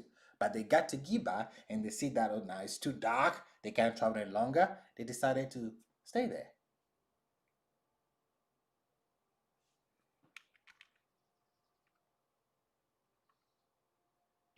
Now look at the conversation. Look at the conversation here. The servant is going to speak. 11. They were near Jebus as the sun descended very much. And the servant said to his master, come now, and let us turn aside to this city of the Jebusites and lodge in it. Look at his response. And his master said to him,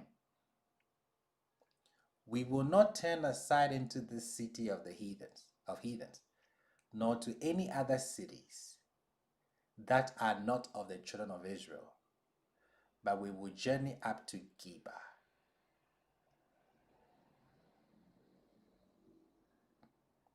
And he said to his servant, come and let us approach to one of these places. We will lodge in Gibeah or in Ramon. Ramon is further up, it's a further distance than Gibeah.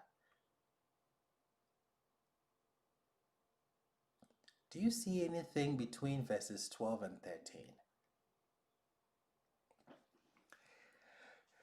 If I'm supposed to rewrite it, I will remove, and he said to his servant. I'll remove it from there, verse 13. This is how I'll read it. I'll write it.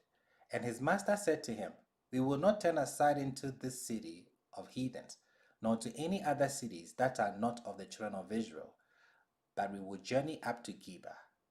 Come and let us approach to one of these places, and we will lodge in Gibeah or in Ramah. That is how I'll write it. I'll remove verses 13, the highlighted red, and he said to his servant. I'll remove that. So it will be one continuous sentence. Why is and he said to his servant there?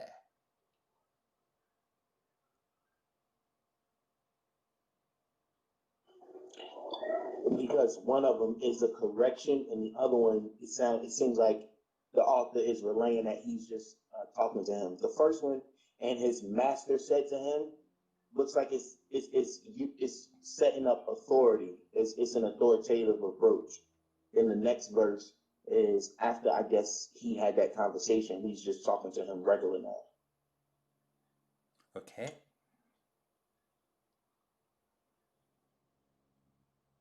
Rabbi, it could have also meant that when I say the first I said to my servant is in rebuttal to what he said to me. In rebuttal to what he said to me. But the second one is, and that's that on that. Don't keep talking to me. Now, I'm done. The conversation's over. Okay. We're going on Gibeah, Ramah. I'm not going to entertain any more of your conversation. I think the second one was the empowering statement. The first one was just answering to what servant said, but the second one, he amped it up a little higher and said, look, this is what we're doing. I didn't ask you for your input. I'm going to do this, and we're going to do this, and then it just kept moving. Okay. That's just my take on it. Awesome. So move the camera to that scene. What happens between verses 12 and 13? For that emphasis in 13 to come there. We've talked about this before. And then, the rule of and then in Torah when there's a dialogue going on.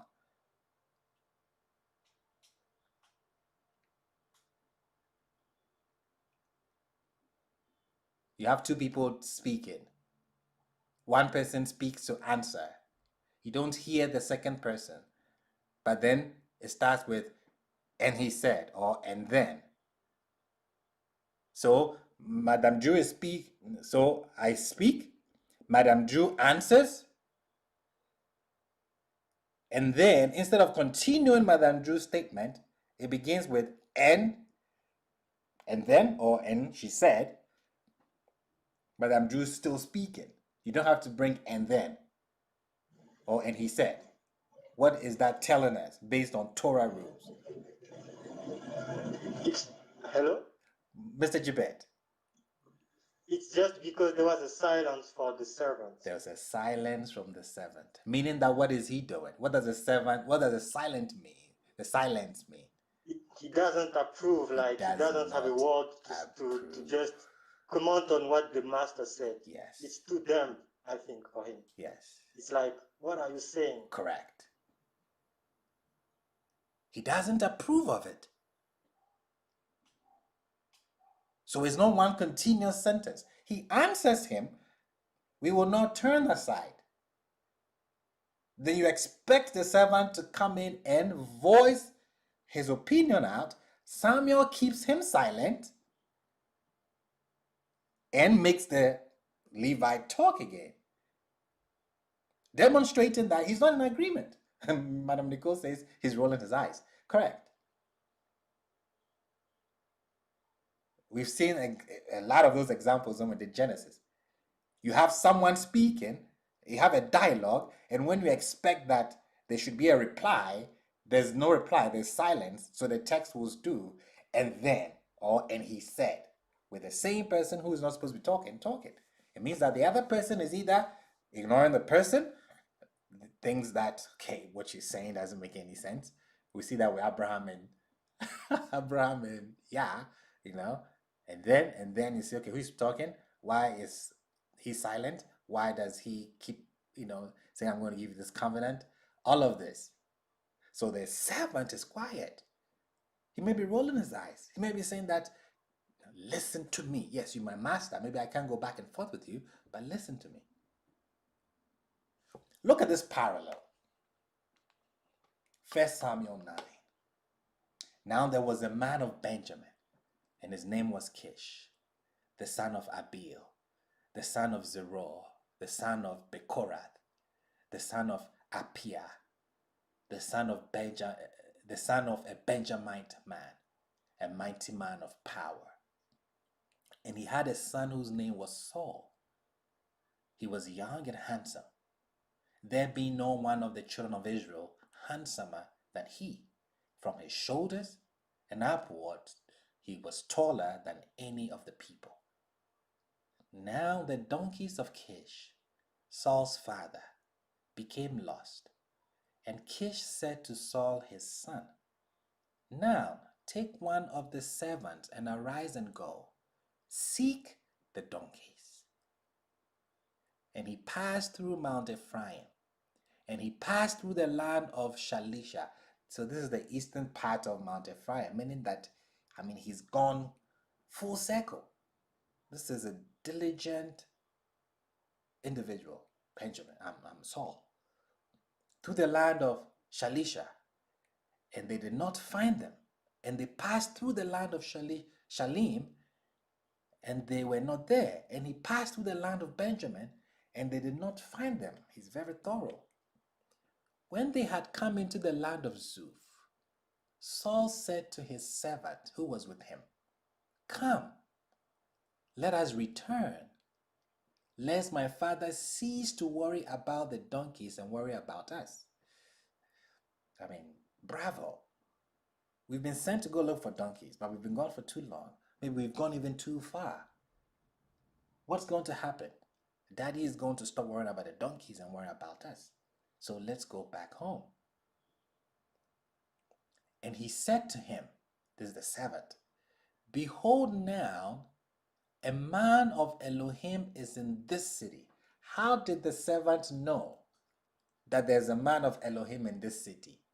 And Saul did not know. How did the servant know that they will be safe in the city of the Jebusites? And the Levite did not know. Mr. David said it. When Nicole says gossip, it could be gossip, but it could be that they go back and forth. They know these places. They send them on errands. Maybe they are from these places. We don't know. His experience, Madam Tara is saying. Behold now, a man of Elohim is in this city, and the man is held in high esteem. Everything which he speaks surely comes to pass. Now let us go there. Perhaps he will tell us our way upon which we have gone.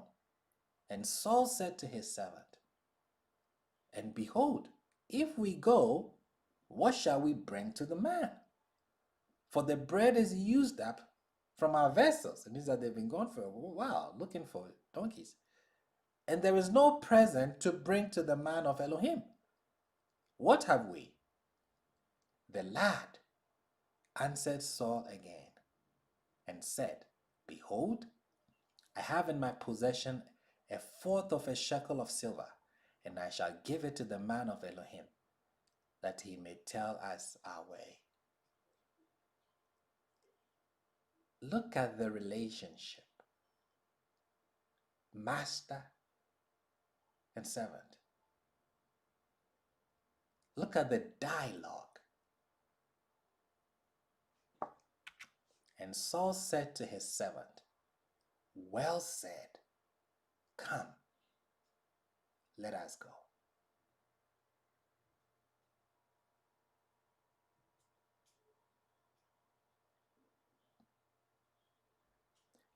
We have a man with donkeys, with a woman sitting on one of the donkeys, with a servant who's giving him counsel. He wouldn't listen. In the repeat,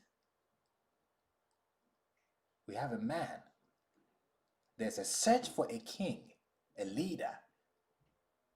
We introduce to a man who is sent out with a servant. The servant gives him counsel. He listens. He asks questions. The servant says, I've got the money to pay so we can fulfill our mission. Find these donkeys.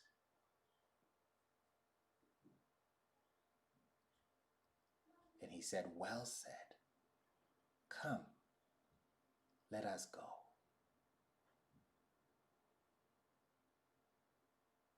He didn't know Yah was looking for a king, a leader who would listen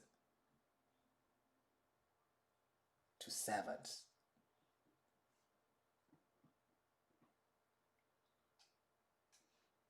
His response brings him to the throne.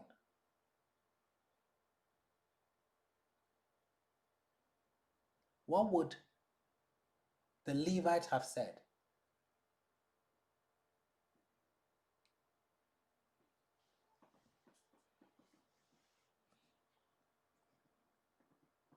Yeah, this reminds me of Proverbs, the wise and the foolish. So the Levite would have been the foolish man and did what he thought was best as opposed to listening to. Correct. Because he's a servant. He has no titles. He works for my father. No. He listens to him. Little did he know that he's going to be a king. What if he has said, no, you shut up. I'm the one in charge here. Let's go back. And this is what I write about him. In my commentary on the book of Samuel, we have already seen some great things about Saul besides the description of him being head and shoulders. That is better than everyone else. We also see that he is loyal and diligent. He also has a sense of proportion. He says, look, we want to go find donkeys. We are going to find donkeys. But he sees it rather as going to take care of his father. If we go far too long, father will likely have a greater need, which is to worry about us.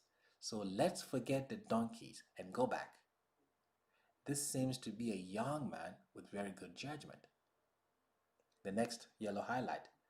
The way the valet's words are presented in the text is a delicious ambiguity in which he says, he will tell us the path that we are going. Indeed, this is what is going to happen. The prophet is going to tell them the path on which they are going. And it has nothing to do with donkeys. It has everything to do with the salvation of Israel and with monarchy.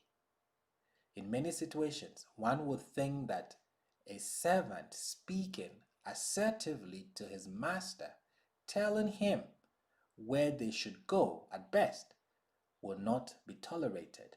But instead, what is Saul's response? He takes the suggestion and he responds to it in a dialogical tone. And Saul said to his servant, and behold, if we go, what shall we bring to the man? For the bread is used up from our vessels, and there is no present to bring the man of Elohim. What have we? Saul takes the boy's suggestion and responds and says, but you cannot go to the man of Elohim without some sort of a gift. We do not have anything to bring him.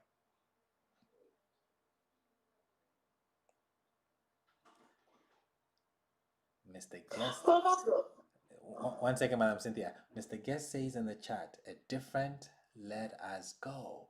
that is true. A completely different, let us go. This is a man in the repeat. We see how Saul shows us how to fix that humongous error from the Levite. Because you are Levite, because you are part of the tribe that should be the leaders, doesn't mean that you should ignore the words from your servant, or you should treat them as dirt.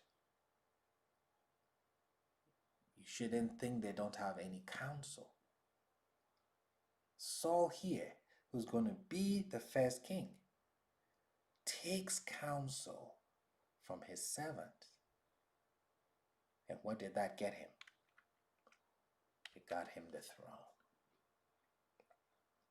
So we've seen how the book of 1 Samuel sheds light on the narrative of the concubine at Gibeah. We've been able to use it to answer most of the difficult questions, from the introduction of the Levite till getting to the city of the Jebusites. I don't think there's any question we haven't answered from that angle. Now we have to look at that incident that happened, a very sensitive one.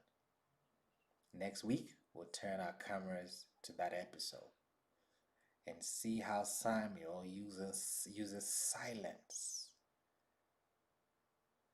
to show us the power of that woman in the narrative.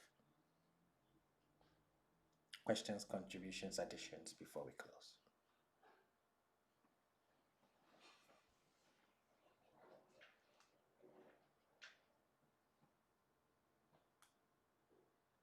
Brother Basil, I just want to ask you, I know that Saul did this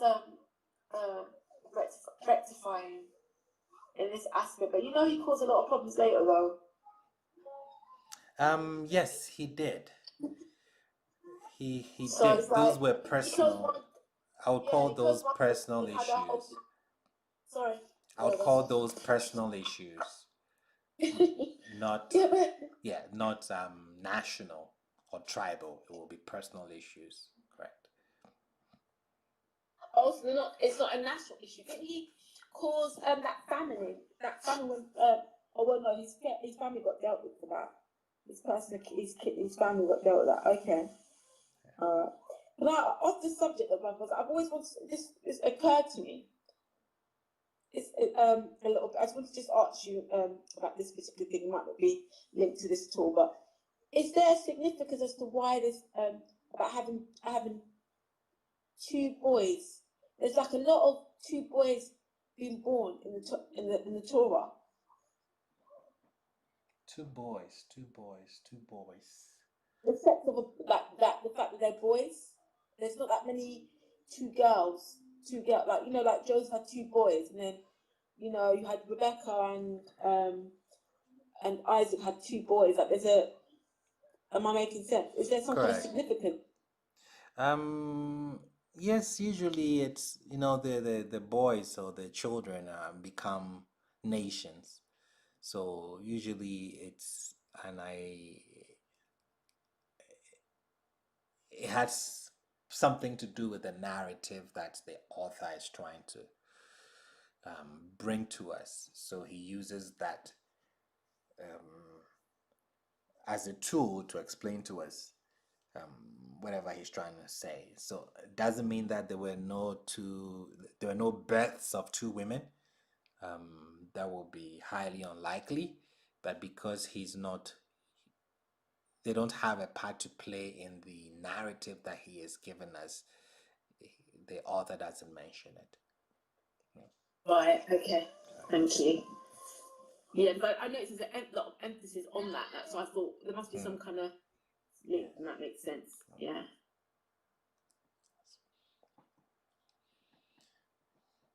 Any other questions or contributions? You see how we used one? I really... Yes. Mr. D, go ahead. Yes, I do have one.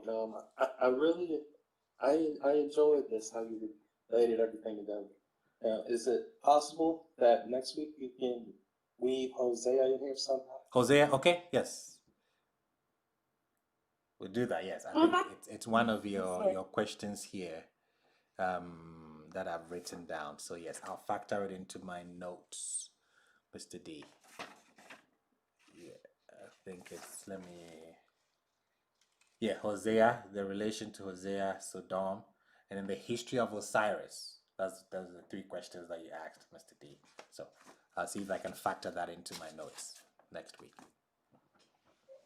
Mother Basil, can I just ask you, I know you're going to get there eventually, but can I just ask you? Yes. Did Benjamin really want to be intimate with the Levi? Or was that some kind of code?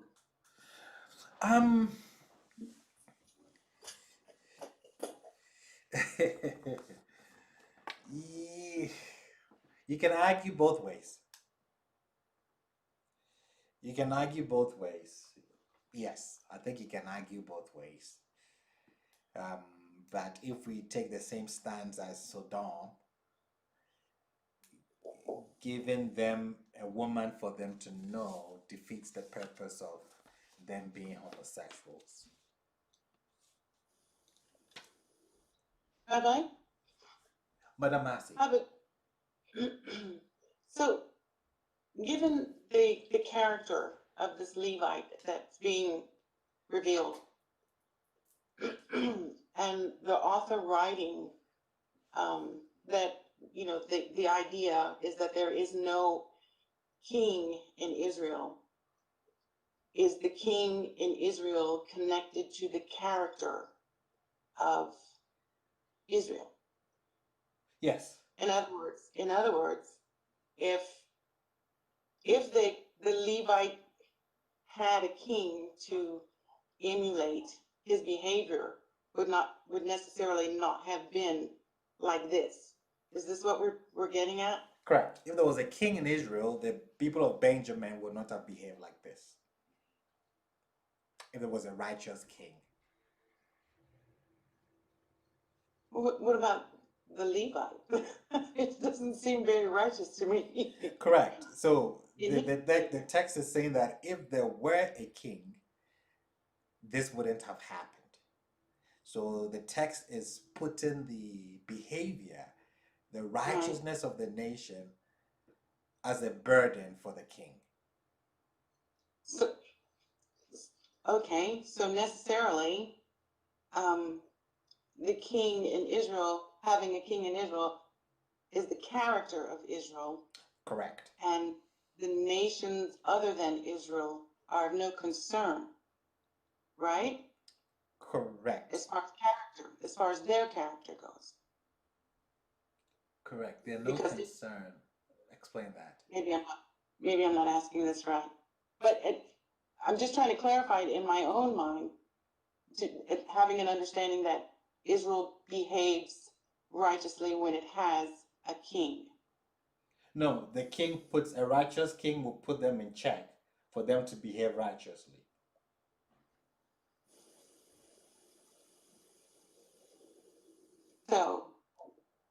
So they would have, so the king would have rules. They'll have hospitality rules. Those group of gang, they will be dealt with. I mean, it wouldn't get to this extent if there was a leader. A righteous leader on the throne of Israel. Correct. Okay, I'm understanding better. Thank you, Rabbi.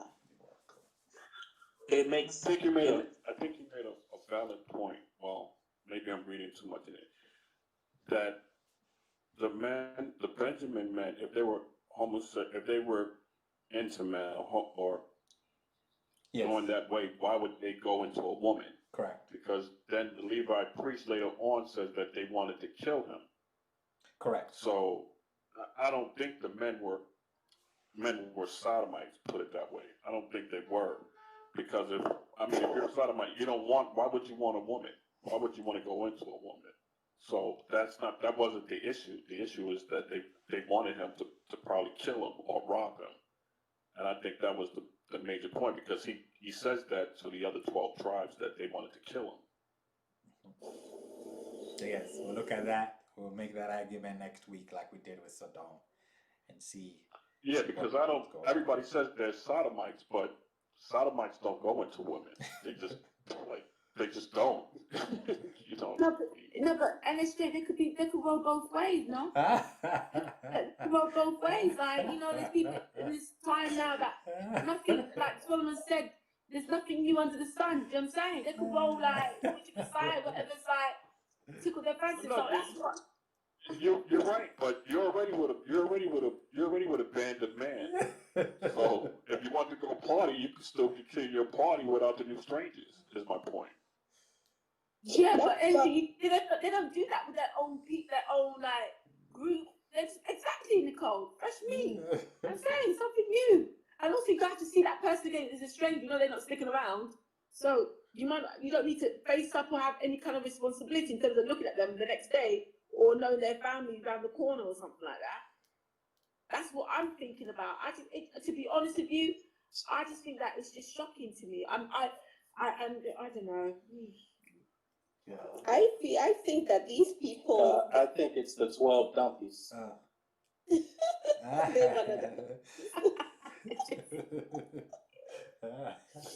I think this points to something, that the problem we have with this categorizing people by sexuality. Homosexuals are not rapists. Correct. You know, these people were rapists. So the issue wasn't their sexuality. The issue was their troublemaking. Because if you have a homosexual in your family who is not an aggressive, who only wants to marry their own sex, and they're peace-loving people generally, you know, so I think the story is using sexuality as this most severe form of troublemaking in this world, and them channeling it towards another man is just to prove that it's a power game. Yep. And it's what we keep doing in this world. We try to tone down the power game. Okay, so if you want to play a power game, instead of focusing on why the person wants to play a power game, they try to tone it down. Okay, do it with a woman. It's more acceptable than with a man. So that's the first mistake. We refuse to recognize the severity of the problem because it's more than our little brains can handle. So now we have changed the issue from an attack of one man on another man to a sexual attack on a woman, which somehow in our mortal brain seems more acceptable to take. But the real issue here is that a stranger was in your midst and a group of men wanted to cause trouble, and so thought of the worst way they could cause trouble. I'm sure if they came and said, bring your men out, let's fight, it wouldn't look so shocking. True. So the issue here is not a homosexual issue, and it's a power issue. And they made it small enough for our brains to handle by giving a woman. You know, so in the first place, we have a problem on our hands, and the first step we took was to make the problem smaller than it really is. And isn't this the problem of this world? We've made it, because if they accepted the woman, they didn't even bargain, because the old man was bargaining. But when the Levite came, he didn't even bargain. He said, "Yeah, take her, go." And then he didn't even bother. So that was his power play. It's a game of chess. His power play was, "Here, take her." And so they recognized they lost, so that they took whatever they received. That was their loot. They took it. They came for the gold, they got the silver. And then this Levite went around telling everybody they wanted the gold, so they're thieves. They have to be treated like thieves. Yet, nobody focused on what the Levite did. Yeah, no, I think he said that they wanted to kill him and they killed or something like that. So he Yeah. it had to punishment. So his wife was the problem. Do you know what makes me think though? I have to say, guys, that if I was a girl back in the days, like if someone come knocking the door, I'd be really worried because you just don't know what's gonna happen, do you? Really? Because you just. I'm sorry.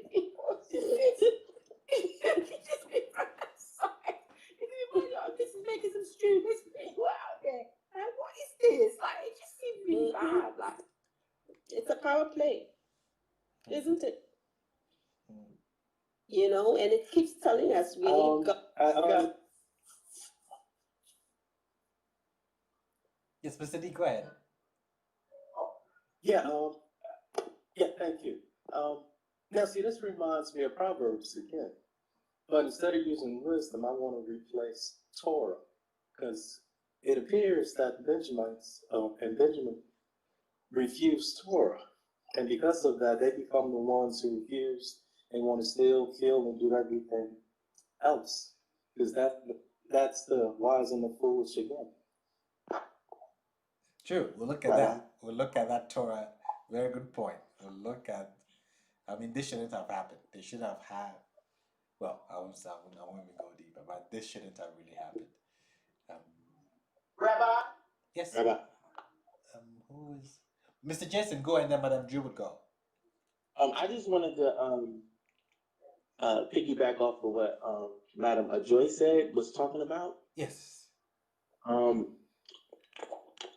Her point is correct when you talk about the struggle of power with men within the text, because this is the same thing that happened with in the Noah times with the flood too.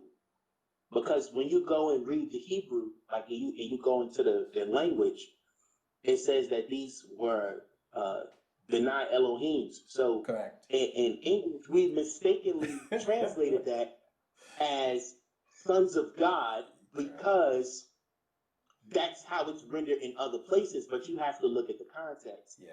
When you go down and you look at the word for "and they took," it's synonymous with rape or some type of violence. You see that all the time. You see it with Lot.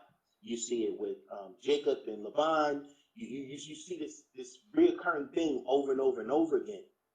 So the issue was that these men of power, of prestige, were just taking and doing whatever they wanted to do with people.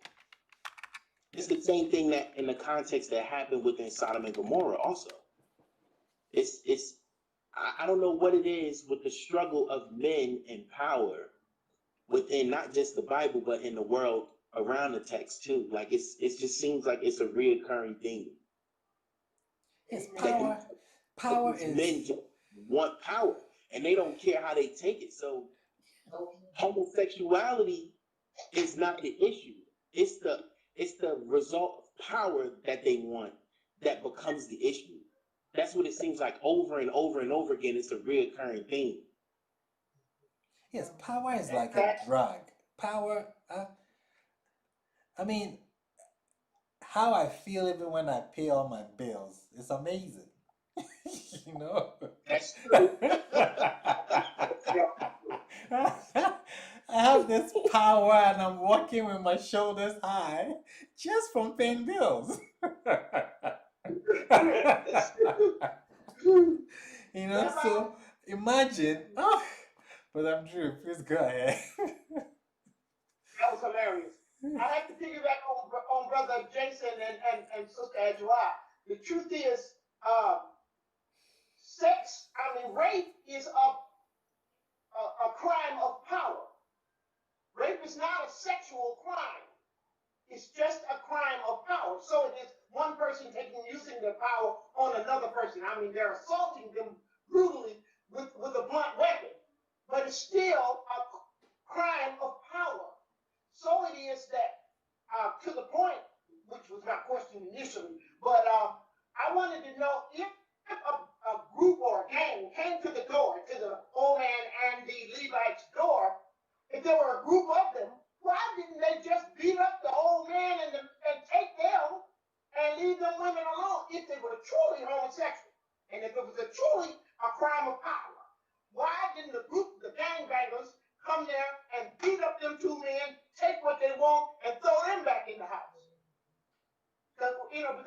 there was no king. But why is it that they negotiated and took women? Were they truly homosexual?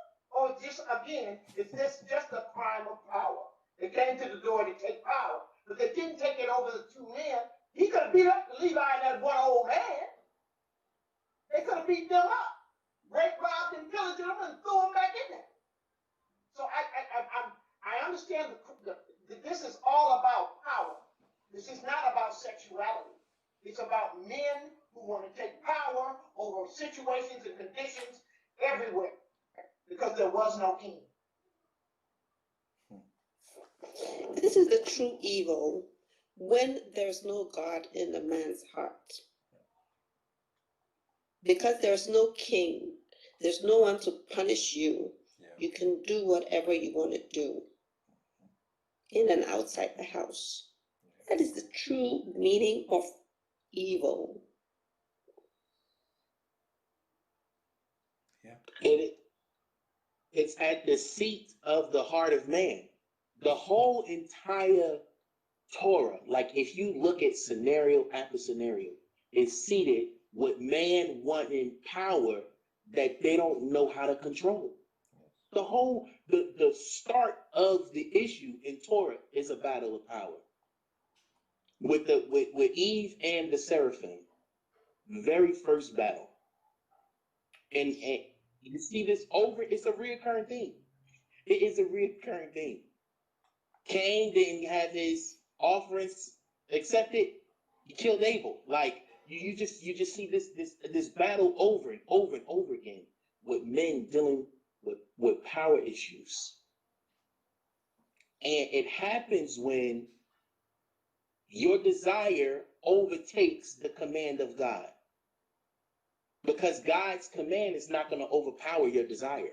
You have to subject your desire to the command, which is what Eve didn't do. If you really read, like when I'm studying and I'm reading the text, these clues make so much sense to me because we do it ourselves. When a question was posed, she rationalized in her mind and turned her idea away from the Torah. The commandment was set, and then she turned it into something that wasn't even in the commandment. You know how we do? Like how people would take a piece of text and then put their spin on it? And that's when we're juggling with this idea and this battle of power. If we just turn our attentions to the submission of the text, we'll be able to taste and see that the Lord is actually good. Because the limits is so that we can be able to understand the nature of how we're supposed to operate. Right? That's just my opinion. You're correct. What was the downfall of Saul? He didn't want to go off the power. He would kill. Because he's tasted the power, he thinks that it should go on in his family. We're given dominion. Okay, should we blame ourselves or we should blame Yah? He gave us power. He has to rule. Who wants to rule over animals? I want to rule over Mr. Jason. Let him know that, yeah, I'm the man. But is that the definition of being a man? No. What is the meaning of dominion? No. What is the meaning of power?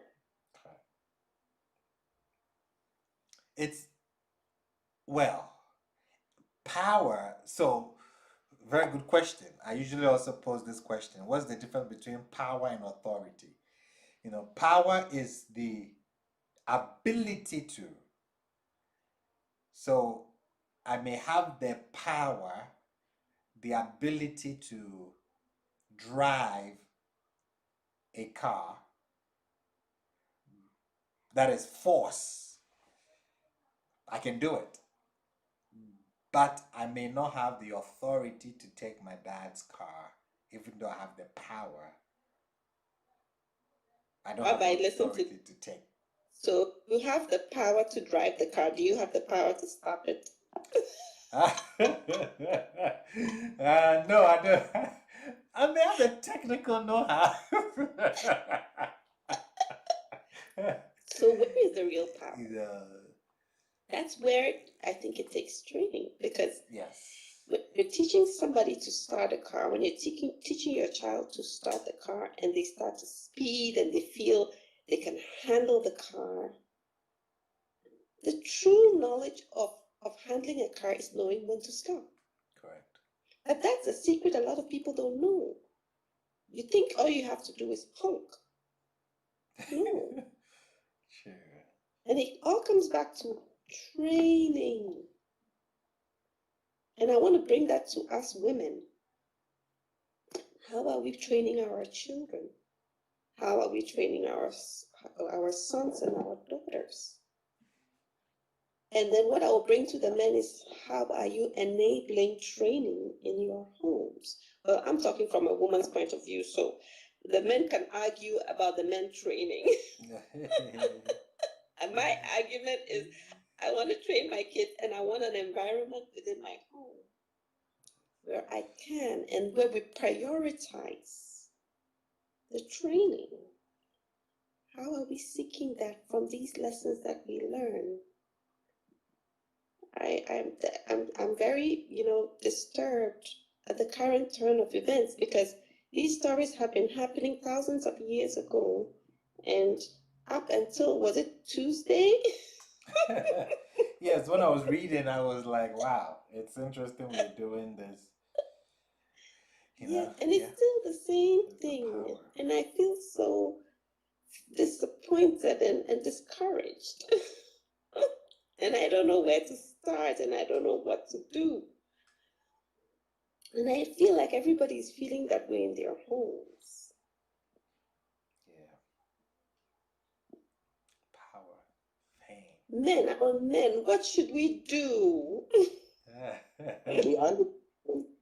The undertaking of Torah is, from what I've been learning, even within my household, it's a job. I can see why they left. Like, I can see why they just was like, I'm not doing this no more, because it's a lot of work trying to manage yourself underneath the guidelines and getting other people to follow them. It's tough, because it's a very different. It's a balance. Like, so our focus in my house is the 10 words, right? So we're teaching them about the culture, the traditions of our ancestors, things of that nature, right? So my youngest daughter is very righteous. So she'll be like if I do something, or if I be like, oh man, I swear to God I messed up. She'll be like, Daddy, not supposed to swear to God, not supposed to use the Lord's name in vain. So like, she'll do that. But my oldest son, he's struggling with the commands. Like, he is struggling because of the character that me and my wife built previously before we came into the understanding. So the thing is, it's a lot of work. You got to be willing to work. And some people are not willing to work. You got to be willing to stand out. How do you persevere? How do you make the commands adapt to 2021? So that's what we've been working on with the kids. It's giving them halakha for today. What does it mean? My kids didn't come out of Egypt. We came out of North New Jersey. So how do I make that command relevant to them? What is it saying to us? So, I use the Christianity as a standpoint. We were in bondage when we were in Christianity, and Yah, through revelation, brought us out. So my kids understand that, because they understand, and I'm teaching them the text and things of that nature. So it's a lot of work, but you got to be willing to put the work in, and some people are not. They're looking for a leader to do that when we were commanded to do it ourselves. It says, teach every man, and every man teach his sons, and then they teach their sons. So it was an individual mandate. The only time we really came together was 7 years, and it tells you that in Deuteronomy. In the 7th year, read this in front of everybody. But what were you doing in the years in between that? You had to be teaching your children. So that's the thing. I'm working on that. And it's a lot of work.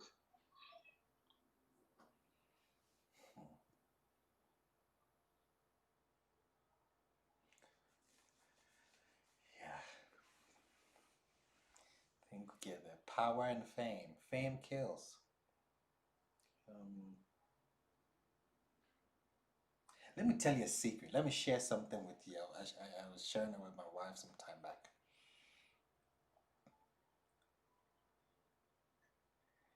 You stand in front of a crowd and you speak, and you have the whole auditorium paying attention, locked in, dissecting every word that you speak.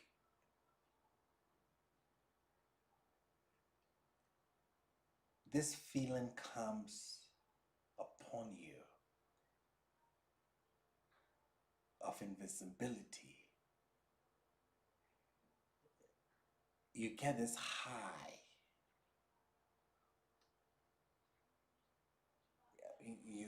You dissecting the text. You bring in revelation after revelation. And pride comes in. You look and you say, wow, this is me. I didn't know I could have even gotten here. All these people are listening to me. They're taking down notes. After, everybody rushes to you. Everybody wants to talk to you. People want to touch you. It's a high.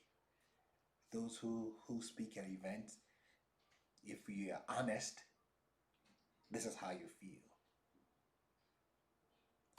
The whole time, you're not hungry. It's like you're on steroids. I don't know how to put it. You can go the whole day without eating just because the energy that's created, you feel this power coming you. And then you leave, everybody goes home, you come into your hotel room, you're still hyper. And then the next day, it's like it's all gone.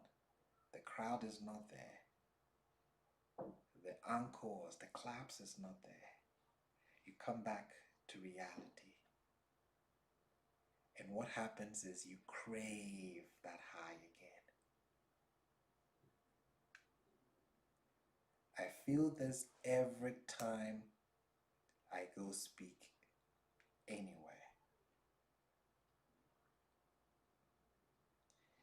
And when people don't get that high, when people cannot control that high, they substitute it with other things that will get them to that place. And we hear of overdosing, people just in the search of that. I think the best word I can use is high. In search for that high, people do a lot of crazy things.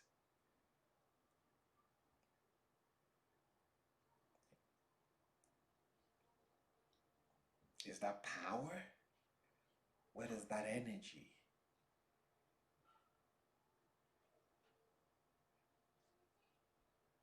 I don't know.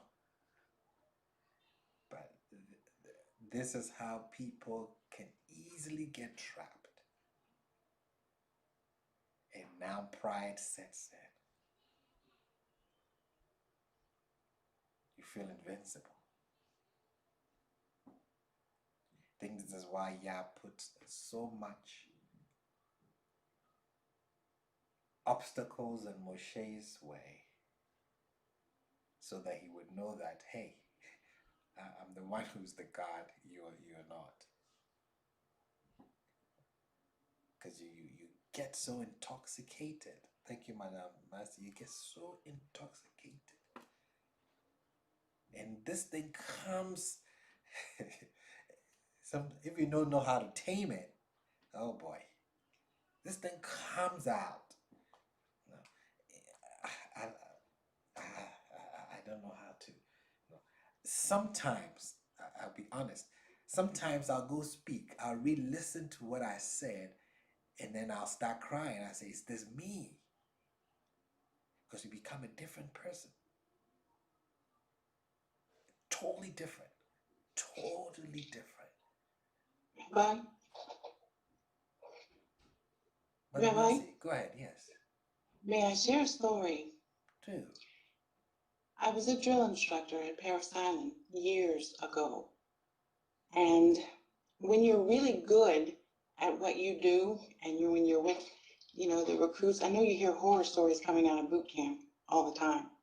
But there was one day while, I was not a new hat anymore, and I was not the senior hat, but I was that knowledge hat, the one that was giving all the information and teaching and training. And I had really become very skilled at it. And I was with the recruits one day, and just telling them, we were in the squad bay, and I was telling them what to do, and I was giving them instructions, and they were moving with just like you would not believe it. They were doing everything I said. The responses were great, and this power feeling came over me. And at that moment, something in my mind said, don't go any farther. Don't push them any farther, because they will do anything you want right now at this moment. And I knew it. I just knew it. And it was like this intoxicating drug, because I was in charge. Yes. And I had the power. Yes. And they were going to do whatever I told them to do at that moment. And something in me said, pay attention, because you are going overboard. So I understand what you're, because, and then at every moment after that, in training those recruits, that I wanted that intoxicating power. It was so eye-opening, and it was like, wow, these girls will do whatever you say.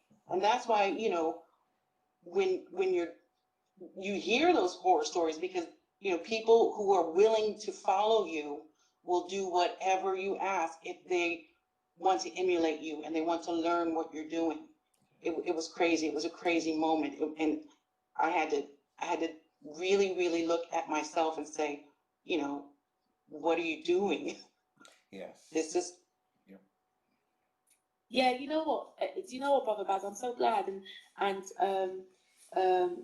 being Massey, thank you for saying this, because I think because I was aware of that sort of thing that could happen in me, I've been running away from Yah for a good 15 years of him asking me to do stuff. Because it bothers me. It's one of those things that I know I can see it and I know it's possible. And it's like the word intoxicating is a very interesting word to use, because it's like the control that you have to be able to do that, to rein it back like you did, and to stop yourself. And I've been doing a dodger cat with Yah for so long, because I'm scared that I'm like, if I get there and I'm doing all these things, then I might not be able to rein it back, and it worries me a lot. And I think that is the thing that has been the most thing, that barrier for me. So when people talk about, I get offers to do stuff, but I tend to not want to get like that. I don't mind saying it in my own time, like dipping in, dipping out, but that sort of thing is such a big deal. And then you end up doing some really crazy stuff. And I say to y'all, I just don't want to bring shame to you, because it's not just the shame on me, but the shame on him. Do you know what I'm saying? And that is the thing that gets me. I commend you both for being so genuine and honest. Thank you. You're welcome. One time I was, oh boy, sometimes you have to learn the hard way. Almost 5 hours straight, just teaching, answering questions. And let me share something with you. When I started studying,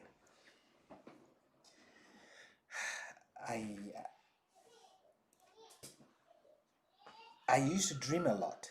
And when I dreamt, it was just Torah. So let's say I'll spend a whole week reading the book of Noah. And then within that week of intense study out our sleep, and I would enter the text. I don't know how to explain this. It's like I am in Noah's time looking around, and it's like a movie playing in front of me. So like somebody would say, how did you see this in the text? And I cannot say that I saw it. When I say I saw it, I mean, back then when I say I saw it, literally, I saw it as a movie in a dream, and the details. And the gift was so, that time I wasn't married, I had no children, I just lived by myself. All I did was study Torah. I mean, I could go to bed and say I want to see how the Exodus took place, and I would get a dream, and it's like real time. Remember I told you that when Yah breathed into man, he stepped into man. How did I know that, and how can I prove from the text? Because I saw it in a dream.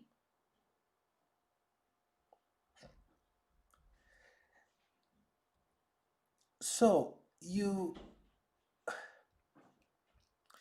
I agree with Solomon when he says that in the days of the youth, that is when you should get closer to Yah. He has a very good point. Now, I mean, there's so much on my plate. No, I don't even dream. When I dream about my bills. That's what I dream about. But, not sharing too much. Imagine if you don't have a mentor, somebody that you can wake up and call and say, Master Teacher, this is what I saw. And we say, write it down. It's not for you to share. I think the worst day of my life in teaching was when I stood almost 5 hours answering questions, everybody's questions. My teacher was sitting down, just nodding his head. Just go. After, he calls me and said, never do that again. Learn how to say, I don't know, even when you know the answer. Because you have information doesn't mean that it's the right time to share. So I asked, what did I do wrong? He said, for 5 hours, you demonstrated to the people to let them know that you know. It wasn't to teach them.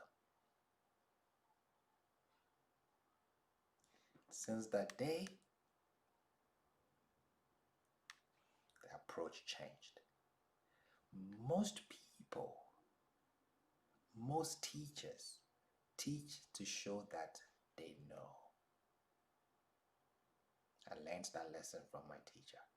He says, no, you teach to educate, to share information, not for people to know that you know. The moment you're not able to do that, then you're no longer a teacher.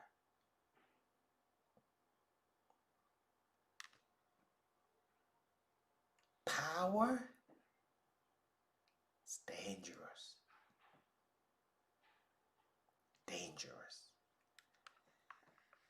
And as an 18-year-old boy, I learned that lesson from my teacher. When teacher tells me, he says, you know more than I do. I'm like, no, you're teaching me. He's like, no, you would find out later. You know more than I do. But I am still your teacher. It's not because I have more information. I'm teaching you how to teach. So we remove power. Remove that intoxicate. It comes. Ask Madame Mercy. You cannot do anything about it. I mean, the feeling when people stand and clap for you. Oh boy. I don't know whether you've been. When another human acknowledges you, there's this feeling. But that is when you have to be careful. Because the gift came from somewhere. And you can operate in the gift. I mean, you cannot lose the gift. You cannot lose it. It's a gift that has been given to you. But how it is used is what distinguishes you from others.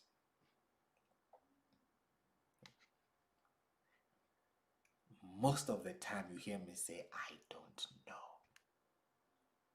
Comfortably. Madam Grant will call me and say, why did you tell them that? Because you know we've discussed it. Because I don't want to feel that way again. I don't know whether anyone knows the feeling. When you've given so much information, you sit back and you feel bad. I don't know whether your spirit feels burdened for speaking too much. I can put it that way. You said too much. It didn't help anyone. You just showed that you know. That is not teaching. It's a demonstration of power. Yes, Madam Ajua, you feel empty. Like you feel empty. So it's dangerous. I mean, it's everywhere in our jobs. You have the power to fire anybody you want. I mean, you have the power, but you have to control it. When by the strike of the pen you can end something, that's power. But then you have to hold back and say, is this the right way? Most of us have a hard time doing that. It takes time. It takes time to study. It takes time to pick up those characteristics or character traits. To be silent when you can say a lot, especially to shame someone. I've been put in a lot of situations where I could have just shamed the person and say you don't know what you're talking about and prove that you don't know what we're talking about. But then you keep quiet, you keep silent and say you are right. Oh, I didn't see it that way. But you know they're wrong. But you just walk away. That's what Madam Ajua is saying. Just palm the brake and walk on, even though you know the person is wrong or they don't know what they're saying. You say, oh, okay, cool, I understand. Oh, I may have missed it. Oh, okay, no problem. It's something that we all need to really, because when you build up your gift, you become invisible. Look at Samson. We'll study Samson. Amazing story. We don't look at it. Amazing story. Why is it that Samson's parents were forbidden from wine through his whole life? We haven't read the story very well. Samson was never forbidden from what we thought he was forbidden from. It was his parents. Why couldn't they walk through the vineyard, the grape vineyard, and he did? Why did they say they should not taste wine? They. not him. How is he a Nazir? And a Nazir is usually defiled by dead bodies. But you made him a Nazir to kill people. Makes no sense. Because automatically, he violates that. So what really is the story about? We turn the camera around and look at the parents. Look at the parents. They gave the guy power. He got intoxicated. Who could have controlled that power? Mommy and daddy. His mentors, his guardians, his teachers. Did they do a good job? Did they do a great job? I think my teacher did. I boast about him everywhere, anywhere. But the story of Samson is one that we should really, really, really study. Power kills, fame kills. Don't be a victim of it. When you see it come, run away. Because it's a force. And being honest with you, it's easy to feel that, wow, I just did this. I share a funny, I'll share a funny story and then I will stop speaking. There was this guy who could really, in church, when it came to praise and worship, playing the drums, I mean, no match. If they say he's the one doing praise and worship and he's the one on the instruments, the place is full because he's going to, how they say it in church, bring your spirits to the realms that you've never seen, because he could sing. I mean, his choice of songs, amazing. So he's at church one day, he's just singing, the whole place, people on the floor crying, just worship. He gets intoxicated. When he opened his eyes and he saw the people on the floor crying, and I mean, the whole place is, everybody's in tears, people on their knees. He runs from the pulpit, runs outside. You know how people run and then they get on their knees and they raise their hands? He gets outside of the church, raises his hands, and he's like, go and see them in there. Madam Cynthia, if you can explain it in English better, Madam Ajua, he got on his knees and said, Koshe Maseho. Like, how do you say it in English for it to be? I ruined it. You know, it's like, yeah, I killed it. That is out of the intoxication, like out. He runs outside, get on his knees and says, I've killed it.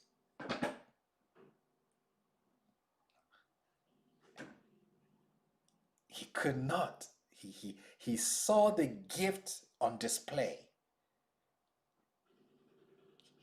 He felt that intoxication, and that was his reaction. I've killed it. Did he kill it? Yeah. Absolutely, he killed it. He killed it. But that is not why they gave you the gift. That is not why you worked on the gift to get to where you are. No, it's to serve the people. It's to usher the people into a place that they cannot get out by themselves. But it's not to get on the knees and say, I've killed it. No, you've missed the point. If the gift is used to show off, you've missed it. If it is used to encourage, to build, others. 100% thumb up.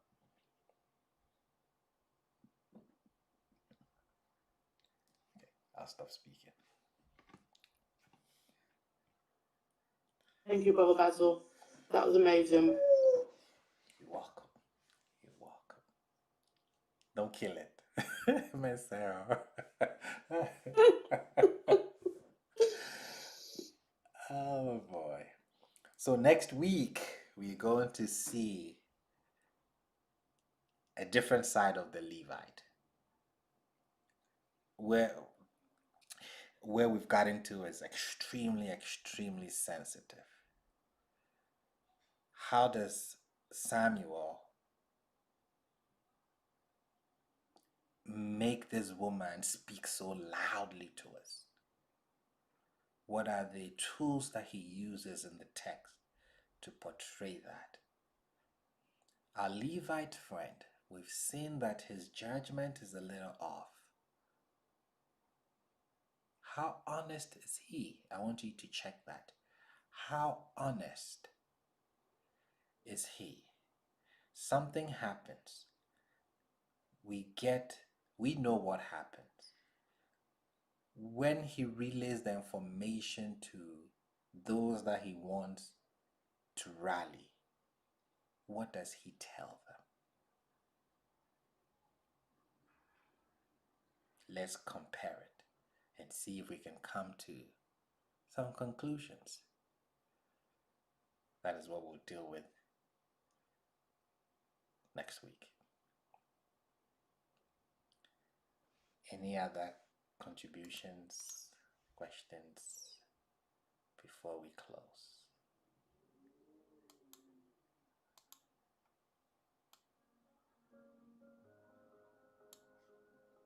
Rabbi, Shabbat Shalom. Mr. Marvin, Shabbat Shalom, sir.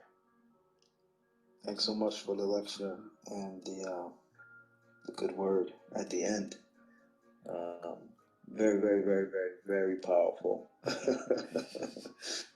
Very powerful. It's, like one of those things.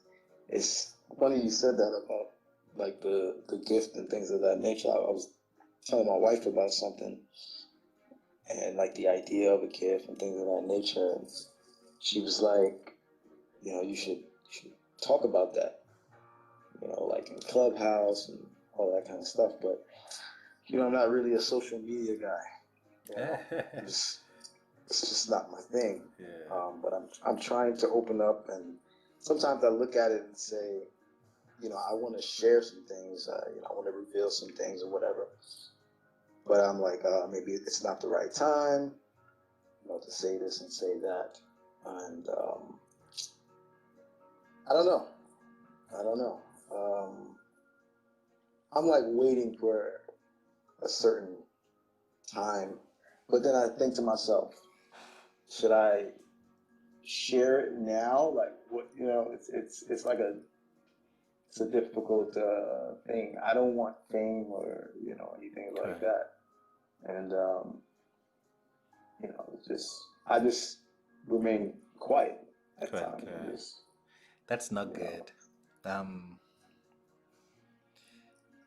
A lot of people fear to be wrong or to say something that is not accurate.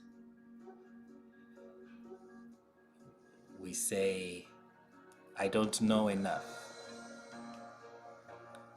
I don't want to mislead anyone. What if someone calls me out? We have those fears. The truth is, no one started perfect. Not one. You have to build that gift. If you wait till you are perfect, you would never start. You would never start. Why did Yah choose Abraham? We know that he was an idol worshiper, but he was a good idol worshiper. He was a faithful one. He wasn't those, I'll go to the to worship the idol today and not go tomorrow. No. He was very dedicated, even when it was wrong. He was dedicated. Yah says, you know what? I can use this guy. Even when he was saying the wrong thing, he had a conviction. So when we give him the right thing, he's still going to have that same conviction. He'll put in 100%. There is nothing wrong with getting something wrong. Not one bit. So far as you can say, I think I got that one wrong.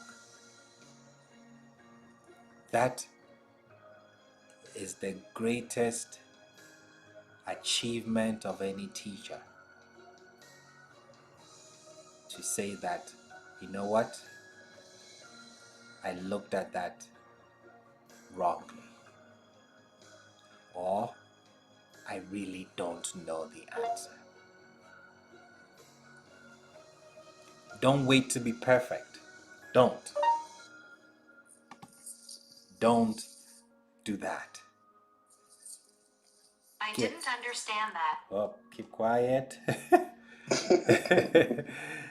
Don't wait to be perfect. Start. Yeah, but I take a small group of I have people. a suggestion. Say it in the form of a question. Yes. Yeah, that is exactly how I want to build up this page that I started or so. That is exactly how I'm doing it. Go for it. But it's like, I'm not afraid of going and being wrong or anything like that. I'm just thinking about the time. Like, I'm just like, then I have to now respond to people, and I don't like that aspect. It's like another job, you know? Correct. No, don't worry about that. Just put it there. You get the time. Just one of these days I'll share one of my first sermons with you. You would run away. Oh boy. Oh boy.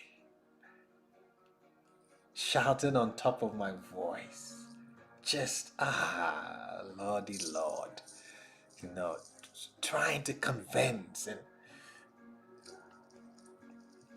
and I'll send it out. That was what helped me. My teacher taught me. He said, preach it, record it, send it out. Let them listen. Let them critique it, and then make changes. So I'll record them on audio, CDs, send them out. People will listen.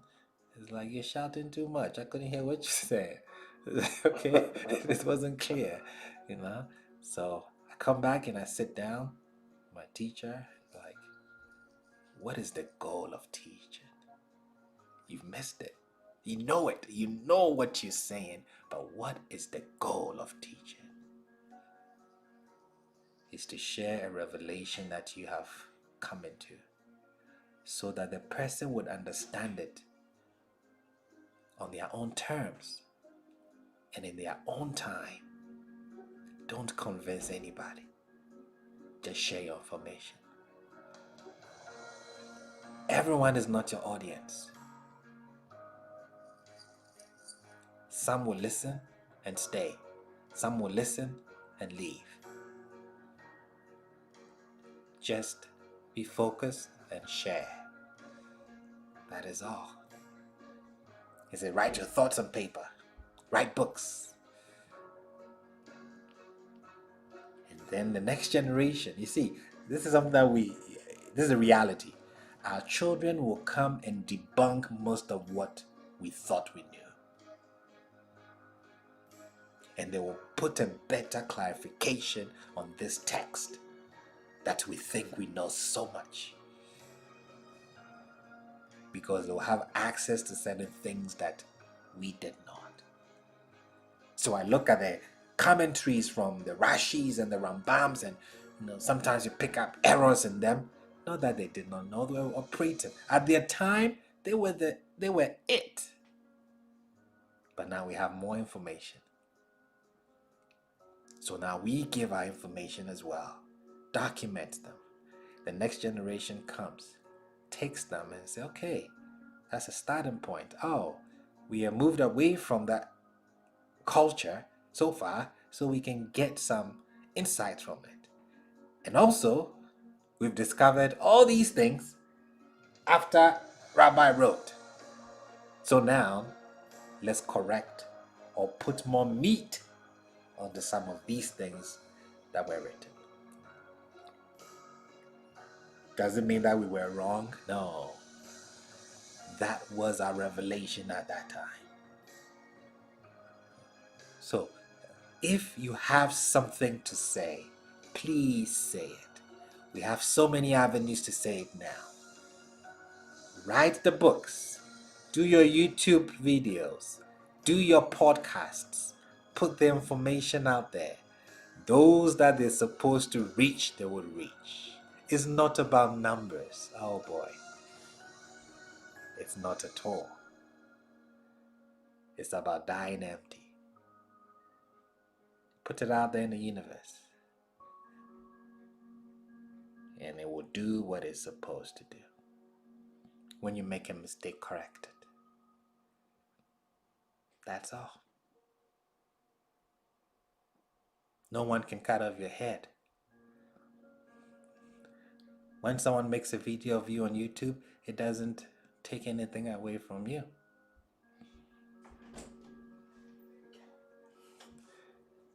Forget that. It's not about them. The gift is too powerful for that. Improve. That's all. Keep going. And the people, there's someone sitting somewhere in the corner just waiting for you, Mr. Marvin.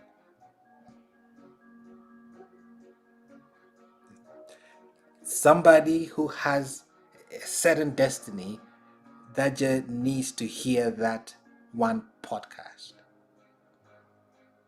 That's it. That it can be done. That's all. And you have changed the destiny. You may not know. The day you stand in front of Father, He says, you did what I said you should do. You started that podcast. I needed this message to reach that guy. Maybe he's the next Moshe. Congrats. Well done.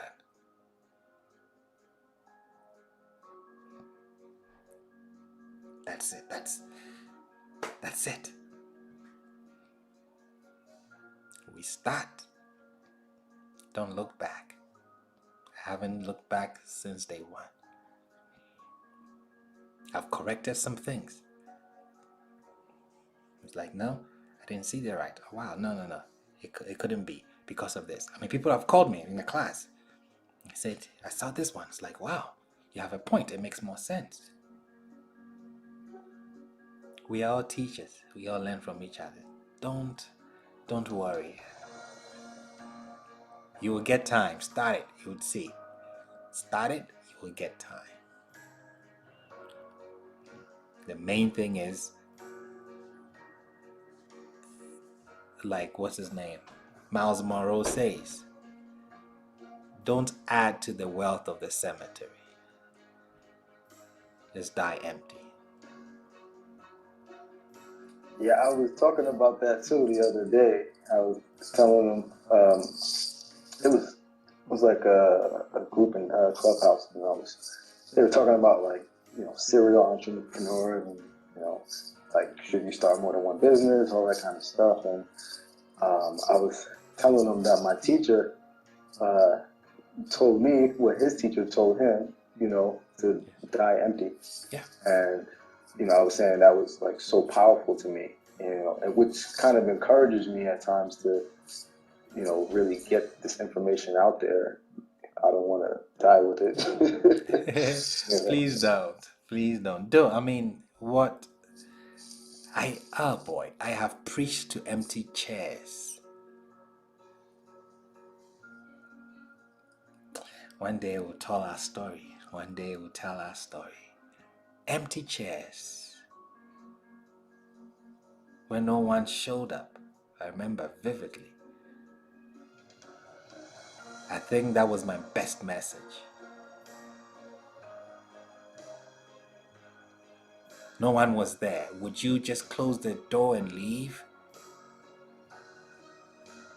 I said no. An hour and a half preaching, and no one was there.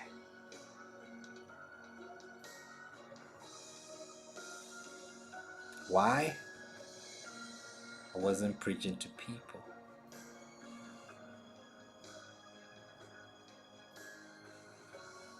It was the gift I was training. So when no one listens, when only 2 people, I don't mind, because I've had it when there were empty chairs.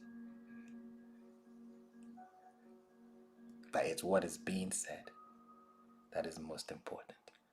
Not the views, not the number of people following, but it's where the message is going to go. Who needs to hear it? It's not about money. I've said this before. 3 years, didn't take a dime from anyone.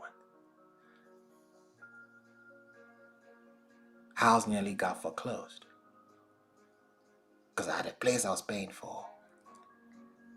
Madam Grant was there. I said, Rabbi, what are we doing? Let's move to this location. Maybe people will come. But I heard him clear. Don't take a dime for 3 years. Show me this is not a joke. What is your investment into this gift? Do you think because you could just speak, that is it? No, there's integrity. What would you do to make this a reality? Let's see your investment. It's not just a crowd. What is your investment? It's not just doing a YouTube channel and people following you. No. When we started, there was no YouTube. You had to physically go to a place. And no one shows up. And you come home, and my wife would ask me, how did it go? I said, beautiful. The place was full. And she would start laughing. Because she understood. No one came. No one came. We'll go speak. Travel to go speak, and I don't bring anything home. And he's just looking at me. How did it go? Wonderful.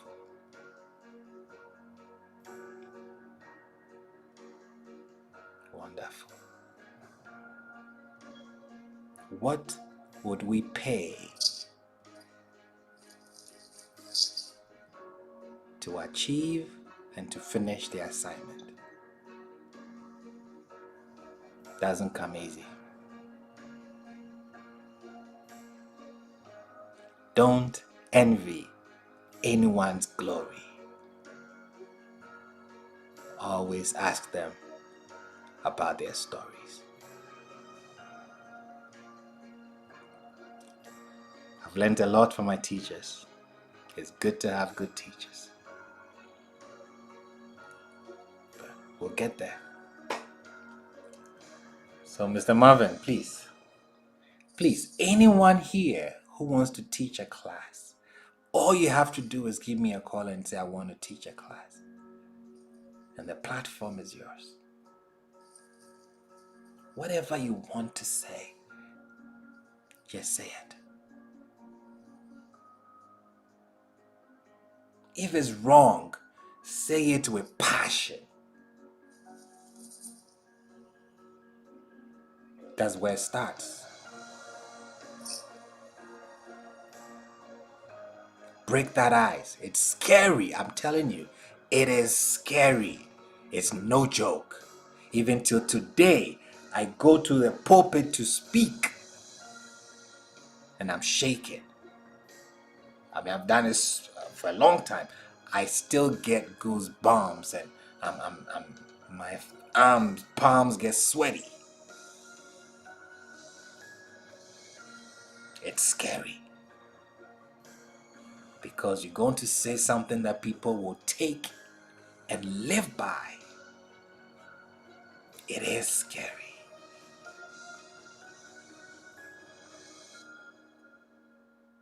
But then when you start speaking, you get to a place of calmness. And if you're led by Yah, oh boy, it's just beautiful. Just beautiful. So please, please, please, just do it. Write that book. That cookbook, write it. That clothing line, open it. Do it. Please. Thanks, Rabbi. You're welcome, sir. Thank you. Thank you so much, brother. You're welcome. I think it's the scary part of it, but yeah, just do it while you're still scared, kind of thing. Yeah. That's what you're saying. Yeah. When you're still scared, do it. When Madam Sonia was helping me do the call center, oh boy, ask her. She was like, "Why are you scared, Rabbi?" I'm like, I have places where, I can move my way around. This is scary. Somebody's working and I have to pay them their money. I don't like keeping people's money. So it's scary. When first payroll, I was so scared. So scared. I call her. No, how do you do this? She'll answer all my questions. She'll hold my hands. Do this, do that, do that. Now I'm no longer scared. But anyone that tells you it's easy, it's not scary, they don't know what they're talking about. Moshe was scared. Moshe. If he was scared, I think I don't have any excuse. He was scared. David was scared.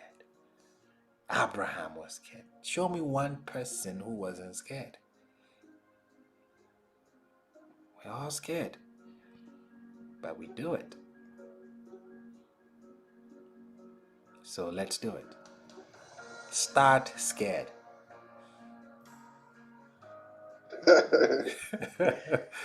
Please, start scared.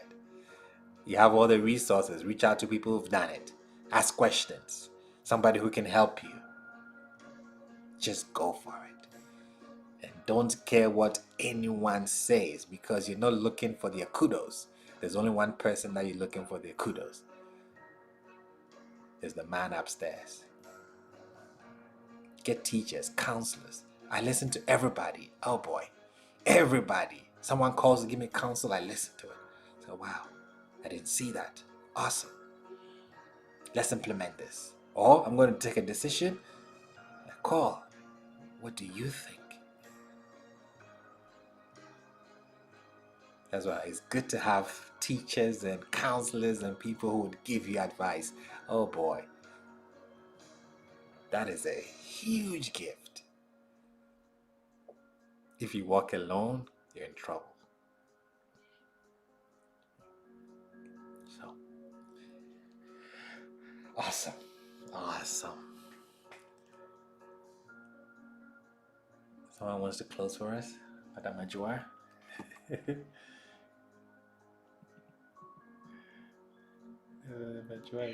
I am grateful for you, Rabbi. Last week I was under a lot of stress. The passage touched me personally. And the talking about it, the opportunity to share thoughts and other people's thoughts and to conversate, that is the true lesson. Yes. To allow brains to open up and to hear another point of view and to express our own point of view is a process. Because when it comes out of our brains, we're able to sort it out and to shift it into place. And I believe that is the true work of God. That is the true Torah. I thank God for using you and for your platform. And I thank God that for the humility He's also reminded you of, that you remind us of every day. If we don't rise up to our places of leadership, we leave the space open for the wrong person to stand in. So we need to heed to the call of God on our lives. And this is how it is done. To learn to conversate and to develop our inner being is the Torah. And I am blessed and grateful for every one of you. Sister Cynthia, the way you're in and out, you bring things together. Brother Jason, Chauncey, and all of you, and you make life meaningful in our conversations. I have other names, but Mrs. Drew, oh my God, amazing woman of God.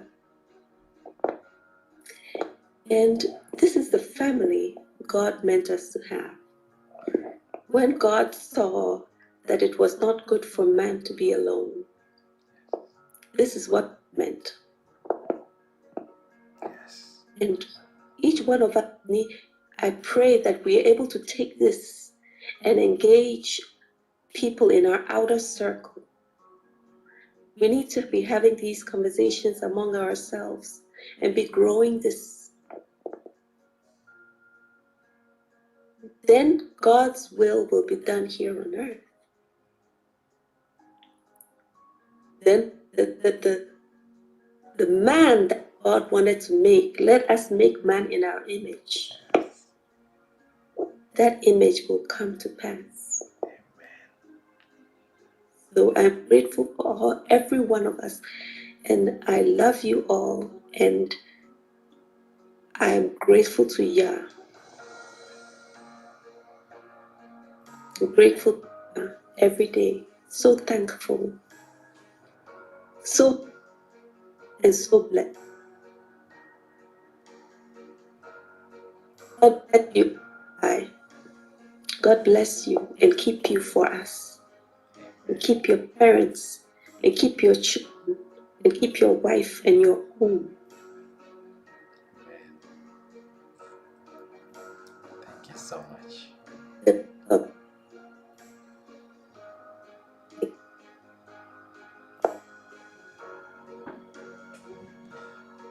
Amen. Madam Acho, you broke up.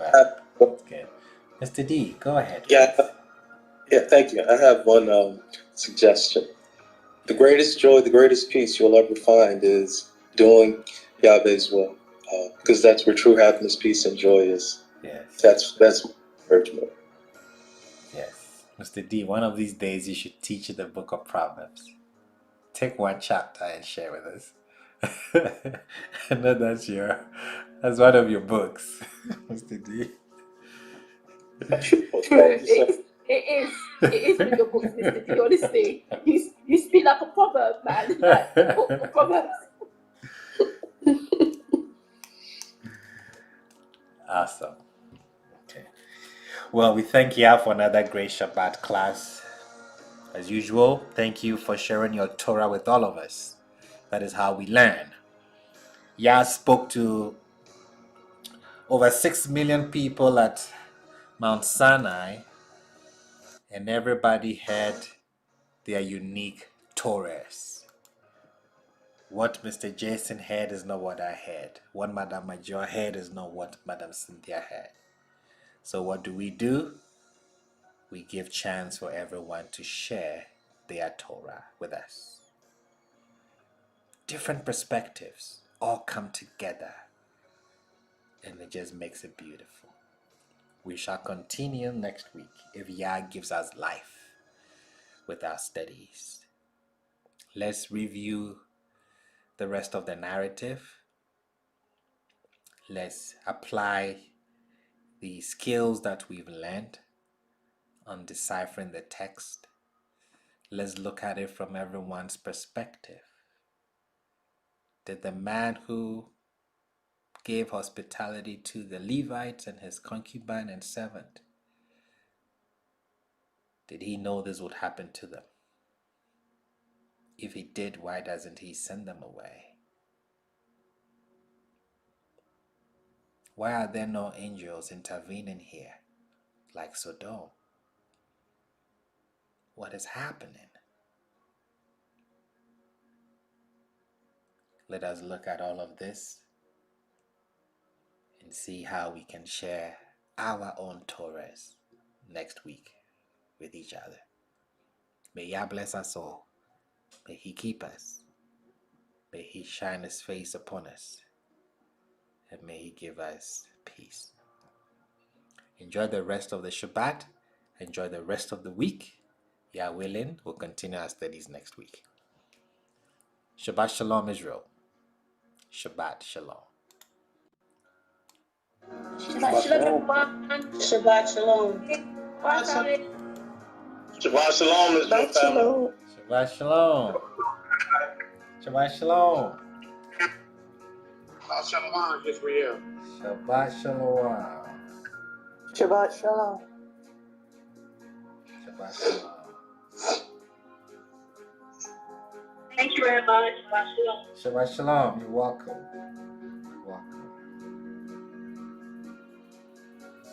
Shabbat shalom. Shabbat Shalom.